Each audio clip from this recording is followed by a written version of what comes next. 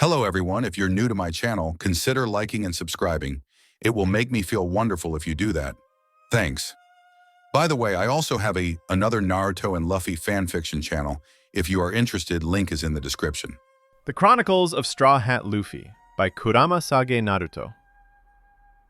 At a young age, Luffy accidentally activated his king's haki against the mountain bandits.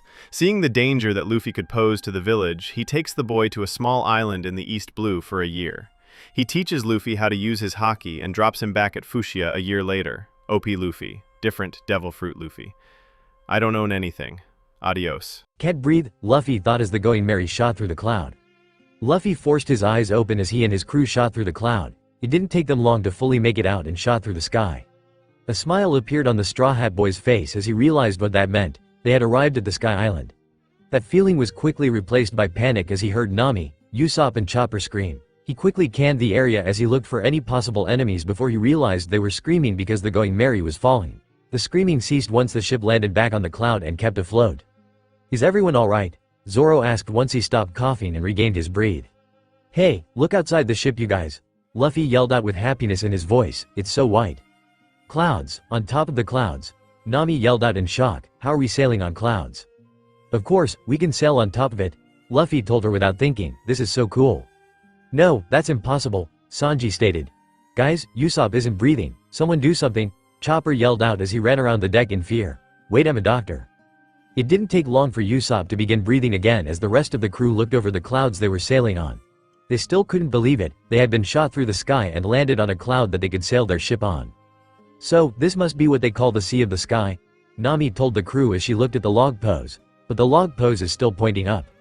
"Maybe this is only the middle part of the Millennium Cumulonimbus," Robin replied as she took a seat. "We need to go higher," Chopper asked in surprise. "How?" "I have no idea," Nami sighed. "For my first big adventure, Captain Usopp will swim in the sky," the long-nosed boy yelled out in pride. "Sniper-san," Robin cut in, "how far do you plan to swim down?" "To the bottom, of course," Usopp replied with a smile. "The bottom," Nami muttered as she looked at the boy. "Are you stupid? The bottom of the cloud will send you back down to the sea." "What?" Usopp yelled in shock and fear as he rolled up into a ball. "I would have died." "Wow, you nearly died," Zoro told the sniper as he patted him on the back. Guys," Nami yelled out, "something's moving under us." Luffy quickly used his Kenbunshoku haki and searched out around the ship. He felt a large creature moving around under the Going Merry. He realized that it was probably the cloud equivalent to the Sea King's just before it emerged from the water. As it lifted on of its tentacles, Zoro jumped off the ship and drew Wado Ichimonji and easily seemed to cut through the tentacle as it burst like a balloon. The beast retreated to the water as a small fish shot out of its mouth and landed on Usopp. "Ah!" Usopp screamed out, "It's on my pants." Sanji walked over and grabbed weird-looking fish from the sniper as the long-nosed boy rolled back up into a ball and started to mutter about how Sky Island is scary. Sanji handed the fish off to the intrigued Robin as Usopp continued to have his breakdown. "So, this is a sky fish. It seems like the strange creature described in Nolan's diary," Robin stated as she looked the fish over. "I don't think there's a seafloor in the sky ocean and these fish have evolved into various different forms to survive. So, some became flat and some became like balloons," Zoro stated as Robin handed the fish to Luffy. "Yes, all to make themselves lighter because the buoyant force here is much weaker than seawater," Robin replied. "Their scales look like feathers," Nami noted, "but the carnivorous mouth is weird." "I sautéed it," the group of three heard as they looked at Sanji handing a plate to Luffy. "This is delicious," Luffy yelled out after his first bite. "We weren't done with that yet," Nami shouted at the pair in frustration as she grabbed the plate off Luffy and took a bite. "Ah, it tastes really nice, I've never experienced this flavor." "That's it, we'll find the big guy," Luffy yelled out with a smile. "We'll cook him as well." "Where's Sky Island?" Chopper thought aloud as he spotted a ship in the binoculars. "Oh, a ship. Hey everybody, there's a ship and a person, I think." As Chopper was watching the strange figure on the ship, he noticed the ship explode as the figure shoot through the sky and began to head towards the Going Merry. "Hey, what is it, Chopper?" the reindeer heard one of his crewmates ask. "Wah!" Chopper screamed out. "Chopper, is there a ship over there?" Nami asked as she looked at the doctor. "No, there was a ship," Chopper replied, "but the ship isn't there anymore." "What do you mean?" Zoro asked. "There's a bull running on a rectangular cloud. It's charging from over here." Chopper yelled out, "This is bad." "I don't get it, calm down," Zoro told the doctor. "What's he trying to say?" Sanji asked. "We've got incoming," Luffy yelled as his Kenbunshoku haki flared to life. "What?" Sanji questioned before he felt a foot connect with his face. The masked figure that kicked Sanji in the face bounced off the cook and shot towards Zoro as the moss-haired man began to draw his swords. The figure delivered an elbow to the head of Zoro, quickly knocking the swordsman to the ground. The man then bounced towards Luffy and attempted to punch the Straw Hat Pirate in the stomach.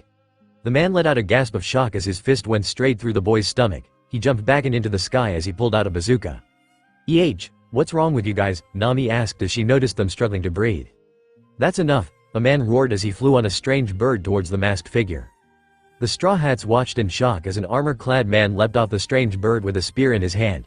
He thrust towards the masked man who pulled the shield off his back. The two strange men collided in the middle of the sky and pushed away from each other, with the armor-clad man landing on the railing of the Going Merry.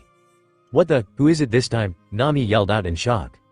"Oh, I'm the Sky Knight," the man replied as he looked over his shoulder.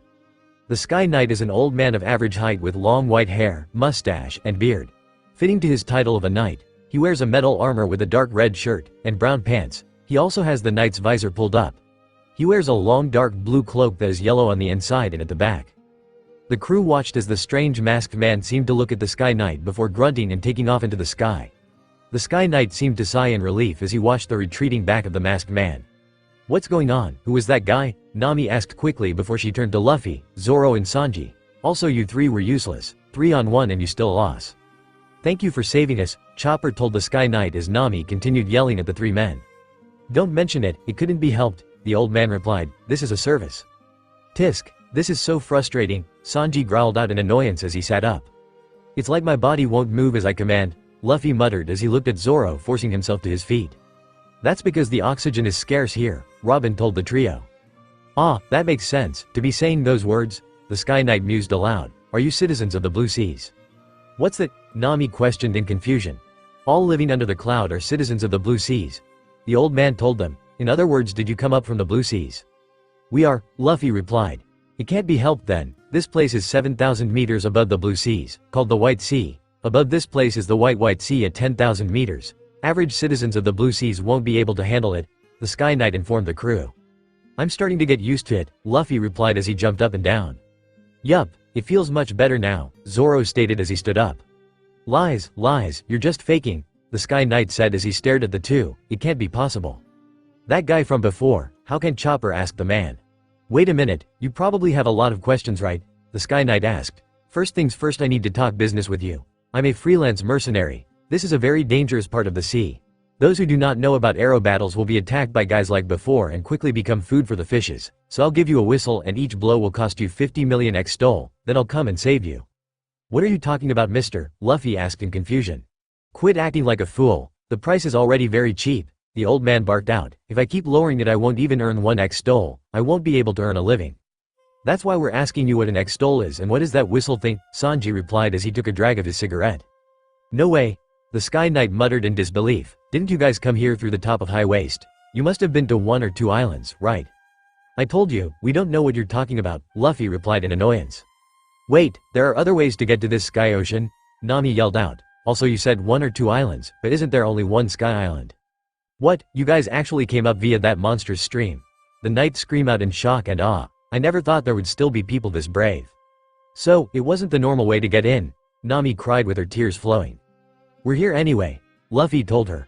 "That's not the point, we almost died. If we patiently collected more information, we could have used a safer method," Nami shouted at the Straw Hat Boy. The old man cut in as he addressed Luffy. "Did you lose any crewmates?" "No," Luffy replied. "Other routes are not like this. If 100 people want to go to the Sky Island through the other routes, it would be a gamble with no way to predict how many crewmates will live and reach the destination." The Sky Knight informed them all. "However, the knock upstream is more like everybody gets there or no one does. Either 0 or 100. Not many dare to make that gamble. Especially these days, those who dare, I see them as great sailors who have both courage and real strength." "Yeah, but that's all because of me," Usopp told the old man after his sudden recovery. "When these guys were crying and giving up, I told them that I would show them my navigation skills." "1 whistle. Blow this whistle once and I'll come down from the sky to save you," the Sky Knight told them as he threw the whistle onto the deck. "Using the currency of the sky. Each whistle would cost 50 million XTOL, but your whistle will be free as a gift to you. Use the whistle at any time to call me." "Look at that bird," Chopper stated as he looked at the creature. The creature is a large pink bird with a red polka dot pattern on his body. He's solid red on the sides of his head, the back of his head, and on his horn-like ears. He has a tab face, with a yellow beak. Ah, that's right, I forgot to introduce my partner. This is Pierre, the Sky Knight told them as the bird began to transform. Even though he's a bird, he has the power of the Uma Uma no Mi, which means he can become a winged horse, in other words, a Pegasus. That doesn't look right. The crew though as they looked at the winged horse in front of them. Now in his hybrid bird horse form, he transformed into a horse with wings that maintain the pink body with red polka dot design, but with white feathers. His face also elongates to that of a horse's. I wish you luck, heroes, the man screamed as he took off into the sky. In the end he didn't really tell us anything, Robin stated. So now we're back at the starting point, Usopp complied. Then how do we get higher, Nami asked. Let's call the old man back and ask him, Luffy stated as he grabbed the whistle. Wait. Luffy, this is only for emergencies, Nami yelled out as she grabbed his arm and Usopp grabbed his head. If that weird masked figure comes again, what will we do without the whistle, Usopp screamed. Anyways, let's just get the ship moving, Zoro stated as he ignored the trio. Everybody, look over there, Chopper yelled as he looked through the binoculars. What's that? Robin asked the doctor, looks like a waterfall. It is a weird cloud, right? Chopper asked as Robin nodded at him. Okay, it's decided, Luffy announced, let's go check it out over there. Later it didn't take long for Nami to get used to navigating the strange cloud as they made their way over to what looked like a waterfall cloud. They had come to a short roadblock when they couldn't go into a straight line due to a solid and bouncy cloud. That was soon fixed as Luffy and Chopper climbed to the top of the cloud and directed Nami how to get to where they were going. As they arrived at the bottom of the cloud they noticed some sort of gate called Heaven's Gate at the bottom of the waterfall. It's really there, Chopper said in amazement. Plus, look, that waterfall-looking cloud is really a waterfall. Usopp yelled out. It seems to have clouds of different properties falling down. Heaven's Gate, Robin muttered as she looked at the sign. Bad omen, it's like we're going to die, Usopp started to mutter in shock. Yeah, it's totally unexpected, maybe we're dead already, Zoro stated as he sat down. Really, Sanji questioned, if that's so, then this strange world can be explained. We're dead alright, Chopper screamed in shock. Heaven, so funny, Luffy laughed as he looked at the sign. We can finally get there through here. Look, somebody is coming out, Chopper shouted as he noticed an old lady walking out of the door. Are you here for sightseeing, or here to fight? The old lady asked as she took photos of them. Actually it doesn't matter why you're here, if you want to go up. Each person must pay 1 billion XDOL as the entrance fee, that's the law. Angel, Luffy yelled out in surprise, so that's how angels look, she looks like dried sour fruit candy. 1 billion XDOL, how much is that when converted to belly? Usopp asked with a sweat drop. If we, don't have any money, can we still go up? Nami asked. You can still go up, the old lady told them. Really? Usopp screamed in shock. Also, if you don't want to go up that's okay, the lady stated, I'm not a guard, nor am I a solider, I just want to know your intentions. Though we will go, we want to go to Sky Island, Luffy told her, even though we don't have money, we'll go granny. Really, 7 people, right? The old lady asked. Yes, but how do we get up? Luffy asked before he felt something bump into the bottom of the Going Merry. What? Something's grabbed us, Usopp shouted in fear.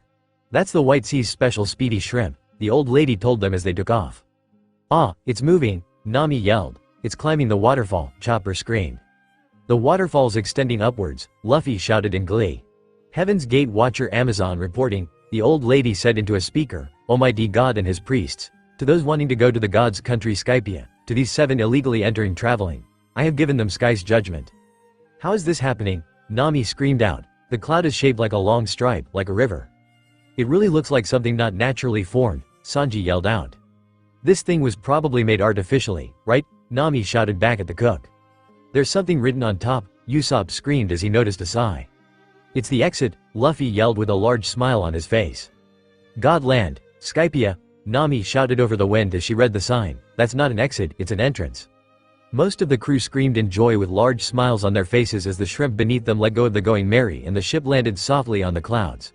They looked around and all stared in wonder as they noticed the large island in front of them. That must be it, Usopp yelled out, that must be Sky Island. The crew quickly set about rowing the Going Merry to what seemed to be the shores of the island. They came toped into what must have been a solid cloud.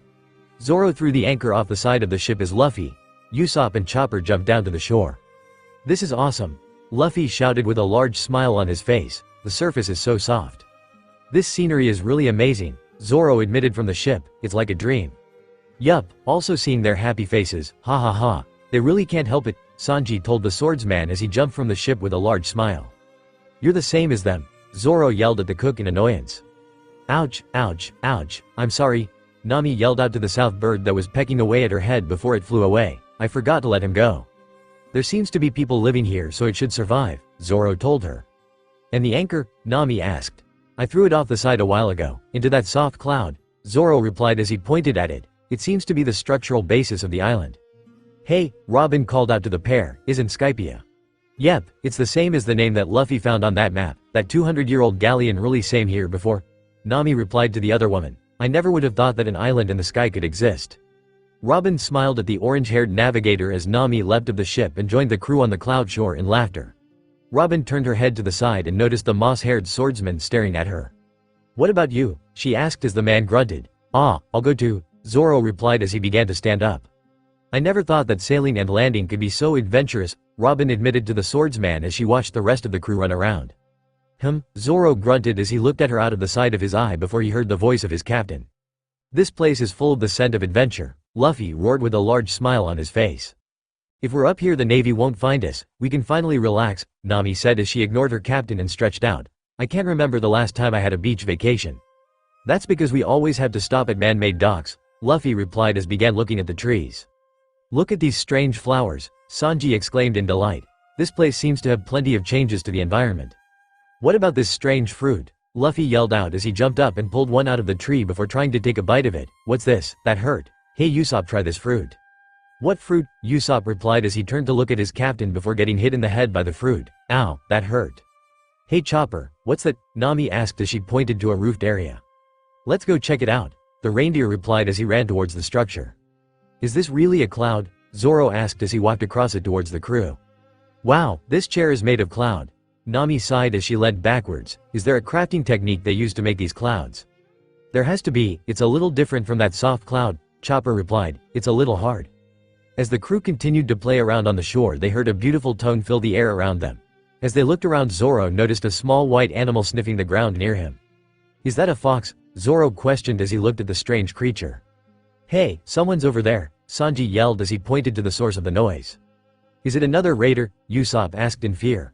Wait, it's not a raider, Sanji shouted as hearts filled his eyes, it's an angel. Angel? The crew questioned him as they noticed the woman with a harp. Hesso, the woman said to them as they looked at her in confusion. Are you guys from the Blue Seas? The woman asked as hearts formed in Sanji's eyes. Sue, come here. We flew up from there, Luffy replied as he looked at the woman. Do you live here?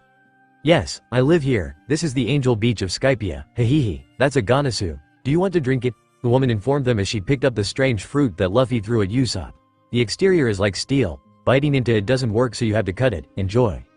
Luffy watched as the woman cut a small hole in the top of the strange fruit and placed a straw in it.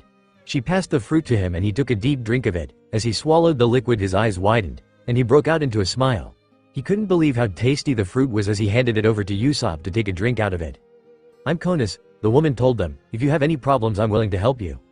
Konus has blonde hair that she wears in 2 braided pigtails with 2 antennae sticking out the top of her head.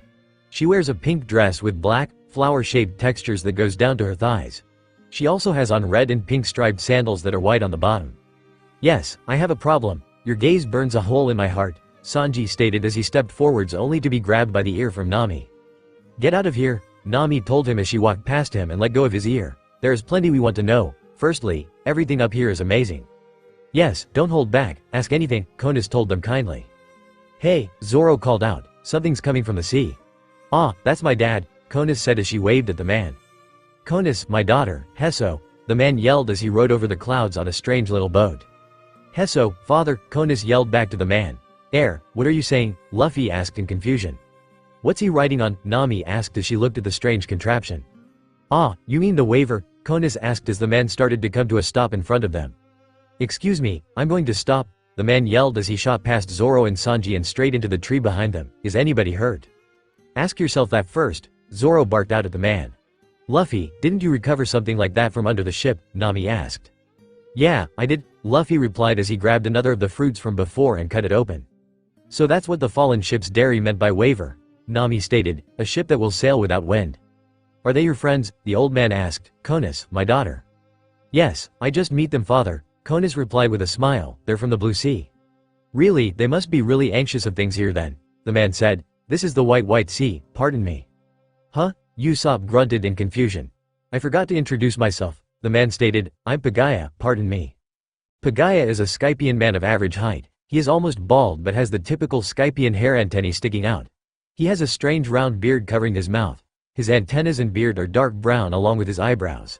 He wears the typical Scythian robes. It is a brown-yellow one with a light yellow collar, and light yellow at the end of where the sleeves would be, if it had any. It also has a black leaf-like design. "We're the ones who need to be excused," Usopp told the man. "Good timing, I just finished fishing. I've caught the most delicious fish in the White Sea," Pagaya stated as he seemingly ignored Usopp's protests. "They are the sky lobsters. Please come to my home. I'll treat you to the special sky cuisine." "Let's go," Luffy replied with a large smile on his face. "You're going to be making Sky Island cuisine," Sanji said with a happy look. "I'll help you out."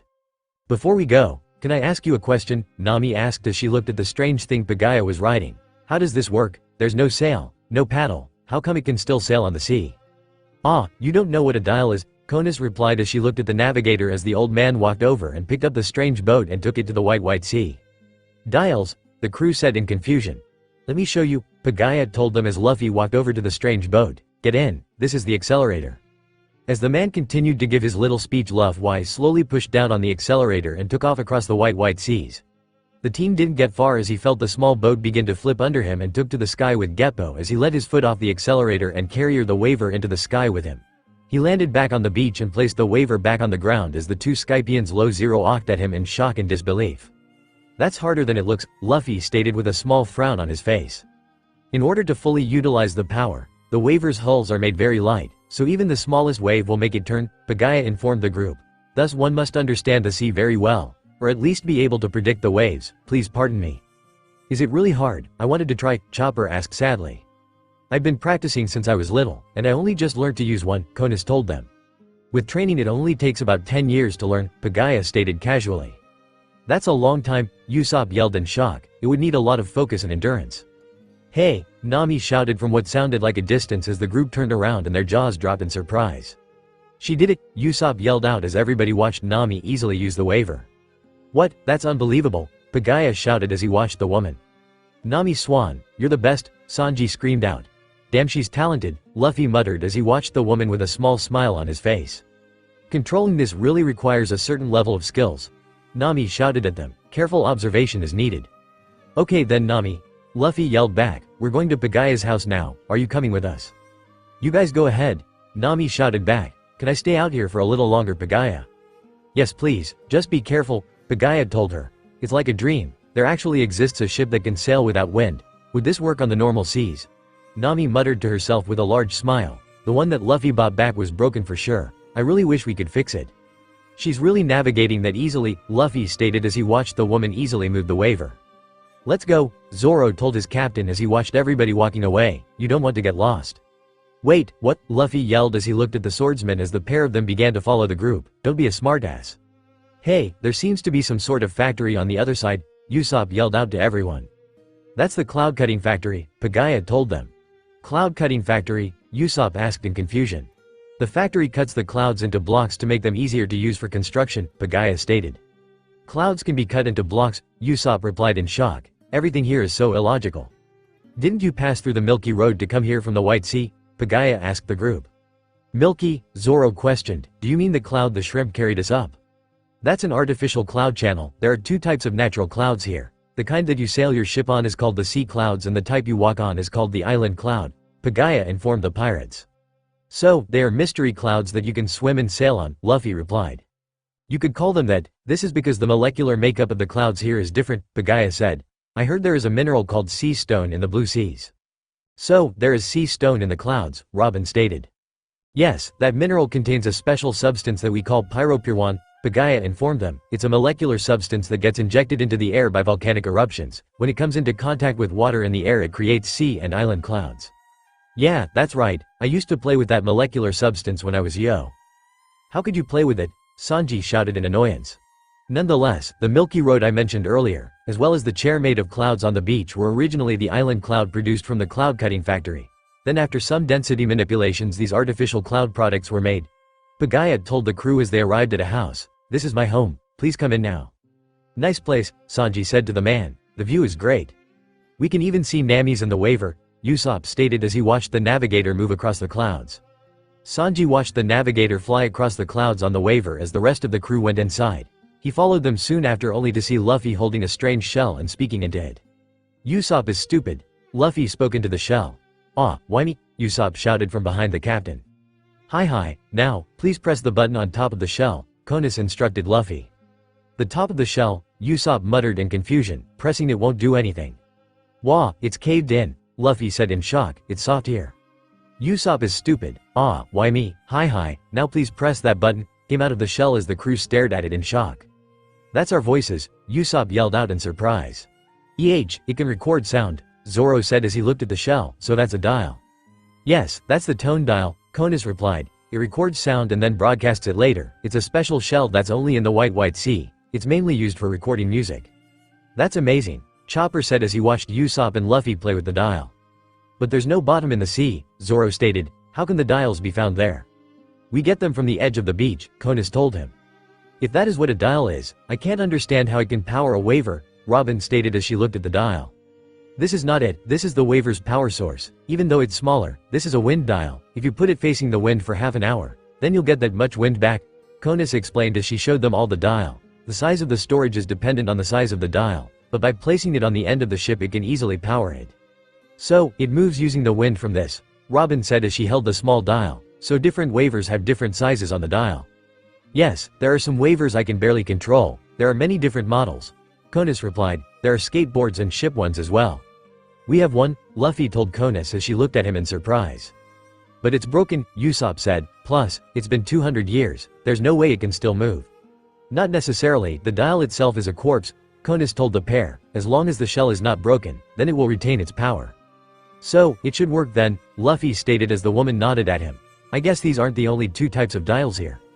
"Yes, there are more, although not a direct form of resource. Skypia's culture is one that coexists with dial power," Konis explained. "Other types of dials include the scent dial, the heat dial and the image-storing video dial." "That's so interesting," Chopper replied with stars in his eyes. "Gah!" Sanji yelled from the kitchen. "What is it?" Pagaya asked the cook. "I saw this cyan-colored sauce and tastes it," Sanji told him as he looked disgusted at the sauce. "And how do I put it? The taste is very strong, and I can't feel my tongue." "Ah, it's gone bad already," Pagaya told the man. "Pardon me." "Don't keep stuff like that," Sanji shouted at the man as he threw it away. "Sanji sounds like he's having fun," Luffy told Usopp as they waited for the food. "He's probably already fallen in love with the Skypian food," Usopp replied as he noticed Sanji walked out of the kitchen with plates of food. "Okay, it's finished," Sanji told them all with a smile. "This is a Skypian special, with fruit, nutritious fruit and sky seafood cuisine." "It smells so good," Luffy stated as he stared at the food. "Hey, where did Nami go?" Sanji asked after he finished eating and looked for Nami. "She should be at the sea," Usopp replied. "No, she's not out there," Sanji told him as he continued to look. "Then she probably went a bit further out," Luffy said as he continued to eat.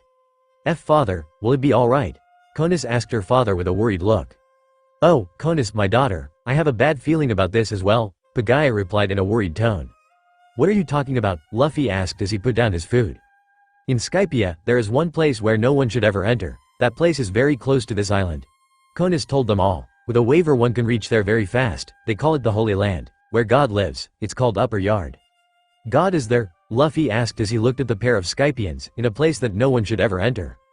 "Yes, this is God's land and it is ruled by God Enel," Konis replied. "He's going to want to go there," Zoro, Sanji and Usopp muttered as they heard the woman's words. "Alright, let's go find Nami," Luffy yelled as he stood up. "Actually, we don't know if she actually went there, so please don't act recklessly," Konis told the teen. "If we anger God Enel this could become very problematic." "Ah, by the way, you said you have a broken waver?" Pagaya asked as the crew nodded at him. "If it's not too much trouble, let me check it. I will repair it if I can." "My father is a dial boat technician," Konis informed the crew. "Really, thank you," Luffy replied with a large smile. "With Nami's so huge, where is this?" Nami asked aloud as she looked at the giant trees in front of her. "This is real land and the trees are gigantic. I wonder how old they are. I can't even see the top of them." Nami looked over the land that was in front of her. It shocked her to see such a large landmass in front of her with such large trees growing on it. Panic suddenly gripped the woman as she thought she heard something near her. "I thought I saw something. Was it a person?" Nami thought fearfully. "It's time to go back. I don't like this place. It's probably better to leave this place." As Nami began to turn the waver around, the demon from before was standing right behind her with his bazooka pointed at her. Fear filled Nami's core as she began to hear sounds of battle coming from the island as well. the demon man jumped into the air with the bazooka and fired it towards the battle coming from the island. What was that? Nami screamed in fear as she noticed a bleeding man looking at her.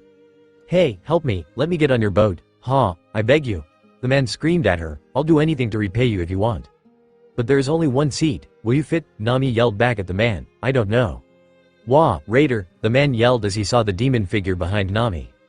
Nami felt it before she saw it. Electricity filled the air and power that she wasn't used to shook her core.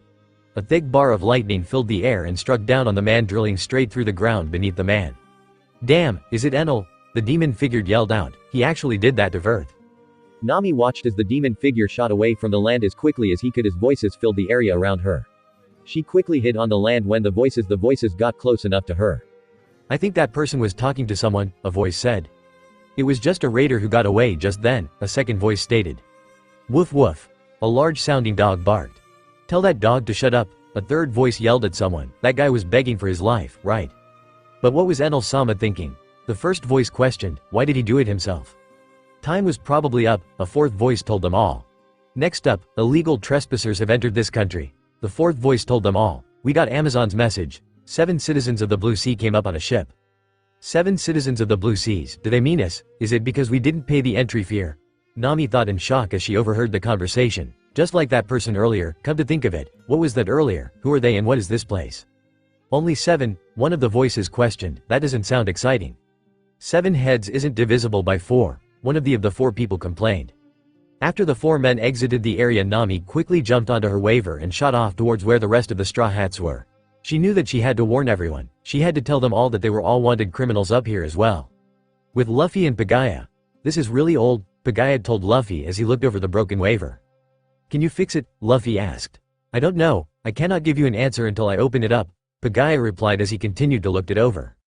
Hey Luffy, let's go, get aboard, Sandy yelled out from the Going Merry. Oh, Mr. What's that? Luffy asked as he saw a large group of people walking towards the beach. Pagaya grunted when he noticed the group. Who are they? Luffy asked as he noticed the look on Pagaya's face. Luffy watched as the whole group did an army crawl towards him and the ship. He let out a small chuckle as the group got close to them and the leader ordered the group to halt. The group stood up together and saluted at him, Pagaya and Konis. Hesso, the group's captain said. Hesso, Konis and Pagaya replied. Why were they crawling like that? Sanji asked the crew on the ship. Dunno, maybe they're just peeping perverts, Usopp replied. So that's a pervert, Chopper asked innocently. This is why I was telling Luffy to get on board quickly, Usopp stated as he watched the group. Hey, Luffy, ignore them, Sanji shouted to his captain, let's go get Nami. You are the Blue Sea citizens who illegally entered Skypia, the leader of the group yelled out as Pagaya and Konis looked shocked. Illegal trespassers, Pagaya yelled out. Oh, what's that? Luffy asked the group. There is no point denying it, we already received this from the Watcher of Heaven's Gate Amazon. A man stated as he showed off a picture of the crew entering Skypia. It is a picture taken with a video dial. It can't be, it's not possible, there may be a mistake, Captain McKinley, Pagaya told the leader of the group, they're not bad guys. McKinley is a tall, tan man.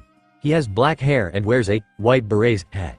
He has a small scar under his left eye, which goes diagonally downwards from his eye to his cheek. He also wears a light blue coat dropped over his shoulders, and a short-sleeved purple shirt underneath. His pants have a cloud design and held up by a simple, brown belt. He also has black boots, and like all Skypians he has a pair of small white wings on his back. What illegal trespassing? Sanji asked the crew. Is it about the 1 billion entrance fee that we didn't pay? Robin questioned as she watched the interaction. But that old lady said we could reply, Usopp stated in confusion. Please stop arguing, just admit it, McKinley told Luffy.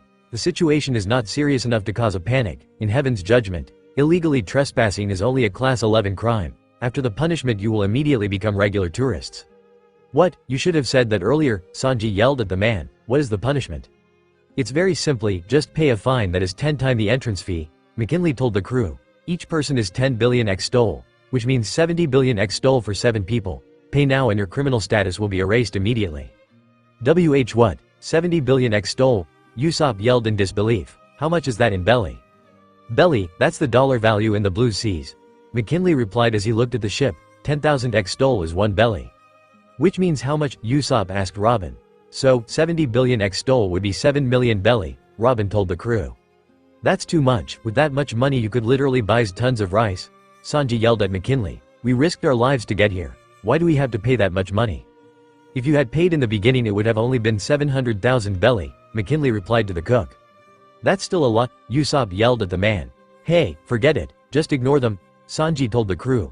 Let's go get Nami Swan, she may be lost somewhere and crying right now. Oh no, somebody's there, are they the people from before? Nami muttered to herself, please don't do anything stupid guys. I will give you a warning, we are the White Beret, direct servants of the high priests, if you continue to deny your criminal status will worsen. McKinley warned them all. Also this waiver, it looks broken, then it's a class 10 crime, the one about citizens of the Blue Seas breaking properties in Skypia. No, excuse me, this was theirs to begin with, Pagaya told the man. Theirs, there shouldn't be waivers in the Blue Seas. McKinley stated as he turned to Luffy, if this was stolen from Skypia then it's a class 9 crime. It's ours, Luffy growled at the man in annoyance, now stop trying to hand out fines. Please wait, the group heard Nami yelled out. Nami Swan, you're safe, Sanji shouted happily. Luffy, don't oppose those men, Nami told the captain. Don't oppose them, Usopp yelled in surprise. Hey Nami, can we afford to pay fine of 7 million belly? Oh, so we just need to pay a fine, 7 million belly? A dark expression filled Nami's eyes as she uttered those last words and speed up the waiver launching it straight at McKinley, that's too much. Luffy had to hold back his laughter as he watched Nami and the waiver collide with McKinley's head shocking everybody on the beach as the man was launched backwards. He had to release a chuckle when he saw the surprised look on Nami's face once she realized what she had done. It's because of their illogically high price that I lost it, Nami told everybody. Oh mister, thanks for letting me use the waiver, it was very fun. No, don't mention it, Pagaya replied with a worried look, you guys are in a lot of trouble. Let's go now Luffy, Nami yelled at her captain as she grabbed him and began to flee. Why, you just attacked him, Luffy asked as he ran next to her. If we mess with God it will be a pain, Nami replied fearfully, that hit back there was just an accident. Hold it, McKinley yelled to the pair, there is no escape, not only were you impolite to us, her actions have hindered our duty, that is a class 5 crime, with the power invested in me by God Enel. I sentence you to the drifting cloud. Drifting cloud? Konas screamed in shock, this can't be. What's a drifting cloud? Luffy asked Konas. It's a death penalty, you're put on a little piece of island cloud and drift in the sky until you die. Konas told him in fear for his life. I see, no wonder ships would fall from the empty sky, Robin stated once she heard that. What do you mean? Usopp asked in confusion. The galleon that fell from the sky probably had the same sentence given to the crew 200 years ago, Robin replied. Get them, McKinley roared as his squad drew their bows. Stop, Luffy ordered as he began to lightly release his Haoshoku haki and the men fell to their knees. What was that? McKinley shouted in fear. Stay down, Luffy told him, or I'll have to hurt you all. You're a fool, it would have been fine if you just did as we said. The White Berets are the nicest law enforcement in God's land. They won't be so forgiving, McKinley muttered to them. With this you have become second-class criminals. No matter how much you scream or cry. Ha ha ha ha, the priests of Upper Yard will personally judge you. Get out of here, Luffy growled as the men retreated. We were tricked, Nami screamed after the berets had left. Didn't that old lady say, you can still go, but once we did it became illegal trespassing, this is fraud, how can they do it? That's true, although we probably would have used force if she tried to stop us, Usopp replied. Shut up, Nami roared at the sniper. Anyways, now things are really complicated, Pagaya stated backwards with his daughter, if you're class 2 criminals, then we can't help you. Why are you so far away? Nami shouted as she noticed the distance between them. Oh well it doesn't matter, we're already being chased by authorities, Luffy told them all. Also why did you come back Nami? Huh? Nami replied. We were about to come get you, Luffy told her with a sparkle in his eyes. Don't lie, Nami told him, you just wanted to go and see the island. We can't go there, there are some insanely terrifying guys there. We're going there anyways, Luffy told her. No, we're leaving the country, Nami replied in annoyance. How do we even leave this place? Usopp asked. We kept trying to get to Sky Island, but we never thought of a way back. Is there even a safe way back? With your current situation, there is no safe route back, but there is a way back to the Blue Sea. Konas told them all. You must go back down to the White Sea, and then head to the far east, a place called Cloud's End. Cloud's End? Usopp asked. Yes, although I don't think you should run, Sky Ocean is too large, Konas said to them. What do you mean? Usopp asked. Are you saying we can't escape? If that's the way it is, then it's the same wherever we go, and if we stay here we will just cause you guys more trouble, Nami told them with a smile. Now that we have no place to hide, let's set sail, Konas, mister, thank you very much. Can we take the off from before? Luffy asked. Oh, of course, Pagaya replied with a smile. Alright, Sanji, you're on lunchboxes. Luffy told the cook, everyone else back up. Hold on, I have a request too, you're an engineer right? Usopp asked the man who nodded at him. Can I have some tools and materials to fix the ship? Oh, no problem, just come to my place again, Pagaya replied with a smile. Alright, Usopp, let's go, Luffy stated as they began to walk to the house. He's going to make us go there, Nami muttered in disbelief. He really doesn't understand how scary it really is then. Sounds fun, Zoro told her with a glint in his eyes. Chopper's on my side though, Nami yelled to the reindeer before a dark look appeared on her face, right? Don't scare him, Zoro told the woman, you know it yourself, we're going there. At Pagaya's place, you're the ship's carpenter? Pagaya asked as he watched Usopp go through his toolbox. No really, I'm their sniper, our ship doesn't have a carpenter yet, Usopp replied, but with my superior resourcefulness to fix everything they depend on me, it's a lot of pressure, if I'm gone the ship will sink. Even though I'm the sniper I do most of the captain duties, so everyone calls me captain. Ah, the way you place food is like art, Pagaya told Sanji. Yes, placement is also very important. Oh, that's not right. Red should be here. These jade green beans should be here. Now it looks even more delicious, Sanji said to himself. This one is for Nami Swan and Robin-chan. It doesn't look like food anymore, Konis said in surprise as she looked at the box. I've never seen such a beautiful lunchbox. Really? Well this one's for you Konis-chan, Sanji told her as he handed over a lunchbox. For me, Konis replied in surprise. Of course, Sanji replied with a smile. The title of this one is, Love is a Dilemma, the Lunch of a Descending Angel. Hey something's wrong with the ship, Usopp yelled from the balcony. What is it Usopp? Sanji asked the sniper. Look, they're yelling or something, Usopp told them as the pair rushed to the balcony. Ah, Nami Swan, Sanji yelled as he noticed the panicked woman. Why did you put on a shirt? Where were you looking to say such a thing? Usopp yelled at the man. Where were you looking to say that? Usopp shouted at the man. What's got them? Luffy asked as he noticed the creature. That's the White Sea Special, Super Express Speed Shrimp, Pagaya told them. And they can't get off either, Sanji stated. They're being followed by other creatures, Usopp ate in fear, what do we do? Don't worry, Zoro's with them, Luffy told the pair, and we're going after them. Where is it taking us? Zoro yelled out as he began to take Wado Ichimonji out of its sheath. Hey, everyone, abandon ship, Nami screamed out, it's not too late. What about the ship? Chopper shouted in fear, if they take our ship. I'll stay here, Zoro told the doctor, don't worry about the ship. What? Nami yelled in shock, what can you do by yourself? Wait, it looks like they've prepared to stop our escape, Robin informed them as they all looked behind the ship and noticed monstrous fish behind them, those gigantic fish. They're chasing us with their huge mouth opens, even if we jump, we won't survive. What if we take down the big shrimp? Chopper asked in fear. Whatever we do is useless, Robin told the doctor, maybe our punishment has already started. You mean heaven's judgment, so instead of sending pursuers, they make us come to them, Zoro spat in annoyance, cunning bastards. So, we're going to that island again, Nami screamed out in terror as they lost sight of the island. With the others, why is she wearing a shirt? Sanji asked in shock of what he just saw. Get over it, Usopp yelled at Sanji before he turned to his captain, Luffy, what are we going to do?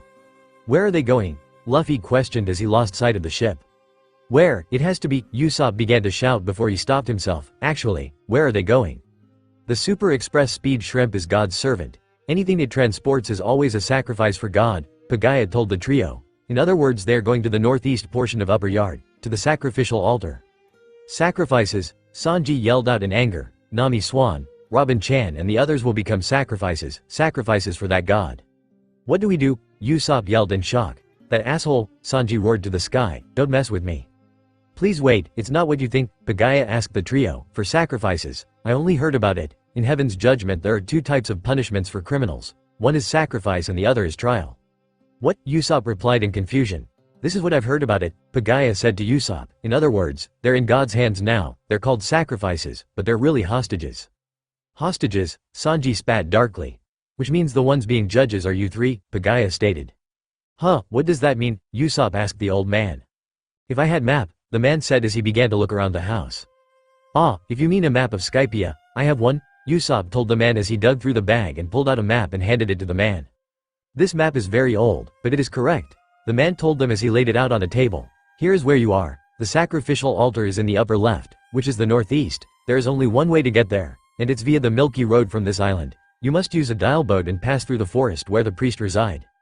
Ah, mister, what if we go around the island instead of through it? Usopp asked as he looked at the map. No, you can't get to the altar on foot if you land near it, Pagaya replied. The biggest difference between this map and the current God's Island is the addition of Milky Roads. Those cloud rivers, Sanji questioned as the man nodded at him. Yes, I heard there is a main cloud river, as well as hundreds of others, Pagaya informed the group, so other than entering by the central Milky Road, there is no other way to get there. I see, so if we land directly, we would get blocked by these cloud rivers, Sanji stated as he examined the old map. Yes, these rivers also have man-eating fish in them, Pagaya replied. Such a heart reception those guys have for us, Sanji said as he took a drag of his cigarette. Anyway, if we want our crew and ship back, we can only go in from the front. That's our trail, Usopp muttered to himself, heaven's judgment. We just need to deal with the priests, Luffy told the group, we'll just kick their asses. It can't be that easy, Usopp replied in fear. Don't be careless, those 4 priests are stronger than you think, Pagaya warned the trio. Most importantly, God Enel himself is in upper yard. I'll direct you to the dial ships, Konis spoke up as she noticed the trio rising to their foot. Just follow me. Alright then, let's go, Luffy stated with a smile as he followed the woman. It didn't take the crew long to get to the main street on Angel Island. Konis was currently leading the group while allowing them to see some of the sights on Lovely Street. The shops are floating, Usopp screamed in shock. Lovely Street is the only big street on Angel Island, Konis informed them with a sad look on her face. It was designed to fully utilize the island cloud's properties. Are they trying to avoid us? Usopp asked the small group as he noticed the people avoid their eyesight. Yeah, they probably know that we are criminals by now, Sanji replied as he continued to smoke. They've given us an easy path at least, Luffy stated as he continued to walk through the street. It's just too bad the angels are avoiding us, Sanji complained with hearts in his eyes. Don't worry about that, Usopp yelled at the cook. We had to hurry up and save them. Zoro's with them, Luffy told the sniper. You don't need to worry about them. We can't rely on that guy, Sanji yelled in annoyance. Hopefully the going Mary's alright. Usopp muttered as he ignored the cook. She's been through a lot recently. Huh, what's that on the street? Luffy asked Konis as he noticed the strange object in the middle of the street. It looks like some sort of religious figure, Sanji stated as he looked at the strange object. Don't be stupid, it's obviously art, Usopp told the pair. That's Verth, the idol of the citizens of the sky, Konis told the pair. That's your idol, Luffy asked in surprise. It's probably hard for citizens of the Blue Seas to understand, Konis stated as she began to walk off. The port is this way. We're leaving the city, Sanji asked as he tried to pick up where they were going. The ships are just outside of the city, Konis replied as the trio followed her. Luffy had a smile frown on his face as he watched the Skypians avoiding the group and making sure not to make any eye contact at all. He looked behind him and had to hold in a laugh as he noticed the captain from before following them in a crawl. It didn't take long for the group to get to the port and the small boat that Konis was lending them. She had walked the trio to the end of the port past all of the big boats and to one of the smallest ones in the port. It's called Kurasumaru, Konis told them as she showed the trio the boat. Crow, Sanji muttered in confusion, but that's not even a seabird. I couldn't navigate with the waiver, so I had been using this one, Konis stated with a large smile. It's a little slow but it also has 2 wind dials, please use it at will.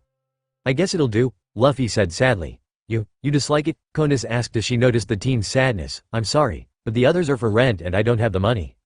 Luffy, Sanji roared as he kicked the boy in the face. Apologize. I'm sorry, Luffy told the woman as he watched her closely. You just need to go through the second gate to enter the Milky Road to God's Island, Konis told them as she pointed out the gate. Hey Konis, Luffy called out to the woman. Ah, yes, she replied. How come you've been shaking ever since you left your home? Luffy asked as the woman froze where she was standing. Is it that obvious? Konis asked as she began to shake more. Yeah, what are you so afraid of? Luffy asked as he noticed the townspeople begin to look at them. Konis-chan, you must be worried about us, Sanji cooed as he held her hand. I'm so touched. Will you be alright? Usopp asked once Sanji let go of the woman. The others on the street were clearly avoiding us, yet, you lead us here and lend us your boat. Won't you also be considered a criminal like us? You've also gotten very pale, Luffy Vade told us if you're that scared, we could have come by ourselves. No, Konis muttered as she avoided eye contact with the trio. It's not like that. Don't say unnecessary things, Luffy heard the captain from before growl from a distance. It's strange, right? Carefully explaining the details of the trial and then taking you here, Konis said to the trio. It's like tricking you to come here. Hey, don't say such foolish things, a village shouted at Konis. They all know something, Sanji thought as he lit up a cigarette. Can you just run away? Konis pleaded as she fell to her knees and began to cry. I'm sorry. Shut up, another citizen yelled out. What do you think you're doing? The one who called for the super speedy shrimp, Konis cried, was me. The giant shrimp that kidnapped Nami Swan. How could you? Sanji yelled in disbelief. After discovering a criminal, if we don't take them to the judgment ground, we'll be killed, Konis yelled as the villagers looked at her in shock. Shut up now, do you know what you're doing? A citizen yelled, it's blasphemy. This is our civic responsibility. I'm sorry, Konis told them with tears flowing. It's really strange, right? Everything is. You're really stupid, aren't you? Luffy cut her off. You did it because you had no other choice, right? So why? Why did you tell us? The trio roared at the woman. She squeaked in shock. You will be attacked, Luffy yelled in frustration. No, it's too late, a citizen yelled as he began to flee.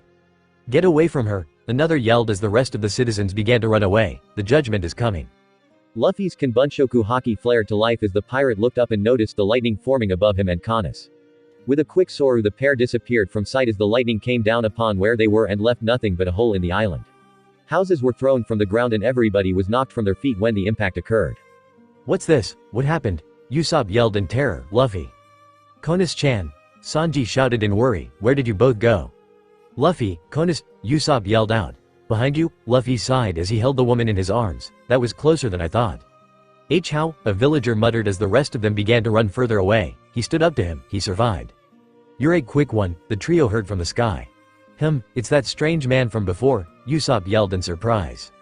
Let me take care of the girl. The man asked as Luffy looked down at Konis, who nodded at him. Now that you know the truth about this country, as well as the god's power, you should decide what to do yourself. This country's business has nothing to do with this, Luffy replied, but we have friends on that island, so we're going. Good luck then, the old man replied as he flew off. Let's go, Luffy told Sanji and Usopp as the pair followed him to Upper Yard. With Konis, what about them? Konis asked the old man. They will go on the path they've chosen, it's not your fault, the man told her. I know who you are, Konis stated. I would be the Knight of the Sky, the man replied stiffly. No, everybody knows, Konis replied, please come back, God. With Luffy, Zoro and Sanji, will Konis be alright? Usopp asked as the trio sailed on a cloud. That old man didn't seem bad, Luffy replied. We have no choice but to trust him, Sanji added. I protect her, but we can't bring her here. This thing is slow, Luffy complained. This boat is a few times heavier than a waver, Sanji reminded Luffy, so it can't be helped. Guys, look ahead, Usopp suddenly yelled. It's a gigantic forest. Is there something like that on the map? Sanji asked. Not really, there's a forest but it's not marked, Usopp told them, it's just a normal forest. The guy who wrote that map was here over 200 years ago, right? And even then, it was probably an old map, Sanji said, explaining the forest. It probably took more than 1,000 years for these trees to grow so big.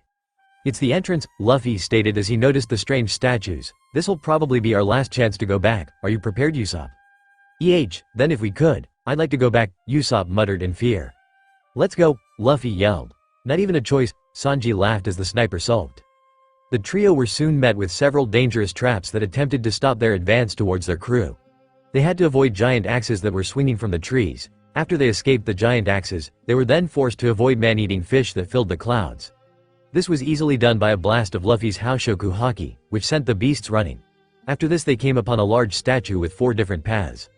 Trial of Swamp, Trail of Iron, Trail of String and Trial of Balls, Sanji said as he looked at the 4 pathways. Which do we go through? Usopp asked Luffy, with Zoro, Nami, Chopper and Robin. Zoro, Nami yelled in fear as something large burst out of the clouds around them. A shark? Chopper screamed as the beast revealed itself. Zoro is losing to a shark. Zoro was using his swords to hold the mouth of the shark open and stopping it from eating him. The beast drove Zoro back into the clouds and under the cloud sea. Robin, Chopper and Nami watched in shock as the swordsman didn't come back up to the surface.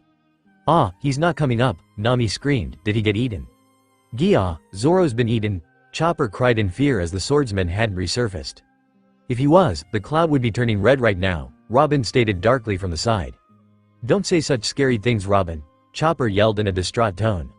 Get out of my way, the trio heard as they watched Zoro resurface and punch the shark away from him and swam back to the trio. Damn, looks like we won't be able to swim ashore. Where in the world are we? All we know for certain is that this is a lake somewhere in Upper Yard, Nami replied as the swordsman climbed back on the Going Merry.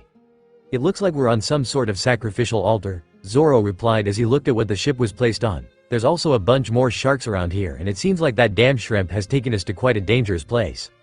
You're a swordsman, yet you used your fist to punch a shark, Nami muttered in shock. He's so strong, Chopper said with stars in his eyes. I wonder if heaven's judgment is to let us starve in this place, Robin pondered aloud. Would something that normal really be done by God? Zoro asked the woman as Nami threw a towel at him. I don't know, I've never met him, Robin replied to the swordsman. With the ship's bottom in this state, there's no way we can put it into the water. Zoro told them all. Anyway, please try and repair it somehow, Chopper. Me, Understood, the doctor replied.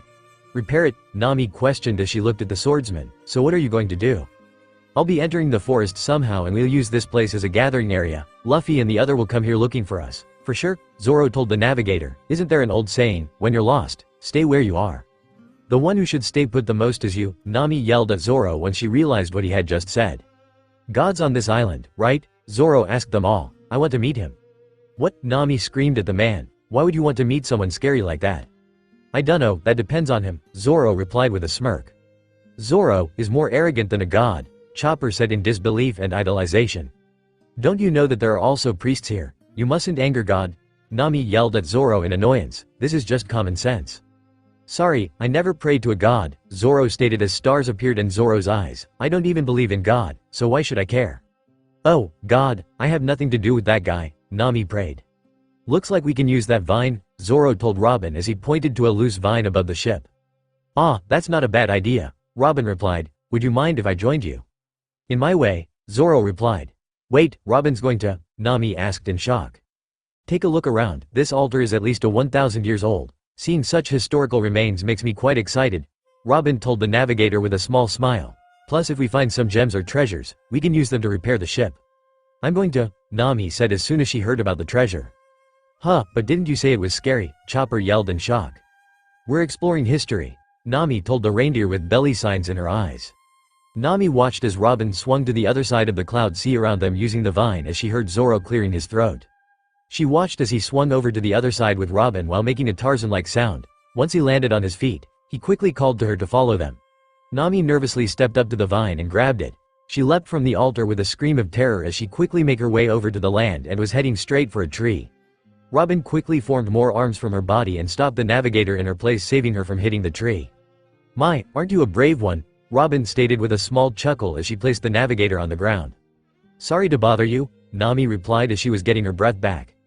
Don't mention it, Robin told her as she looked around the forest. This is truly a big forest. Well then, we're leaving the ship to you, Chopper, Zoro called out to the doctor of the crew. Please take care, Robin told Chopper as she waved at him. We'll be back soon, Nami shouted to him. Okay, don't worry about me, Chopper yelled back, just come back safely. Chopper watched as the three crew members left the edge of the island and quickly left his line of sight. He knew that Nami would be safe with the swordsman of the crew as he would protect both the women if anything happened out there. The only reason that he didn't join then was because he was scared, and he hoped that he would have their courage one day. As he began to work on the ship, a thought filled his head that caused him to shake in fear. Being left alone on the ship made him the crew member that was in the most danger. Somewhere on God's island, a Class 2 crime is being unfaithful to God's ruling, a voice stated. The judgments of the trial are given by our hands, another voice added. A sin is for the ignorant living being, a third voice said. The only way to find spiritual rest is pursuing in heaven's ruling, a fourth voice declared. With Luffy, Sanji and Usopp, so which one? Sanji asked as they floated towards the four entrances.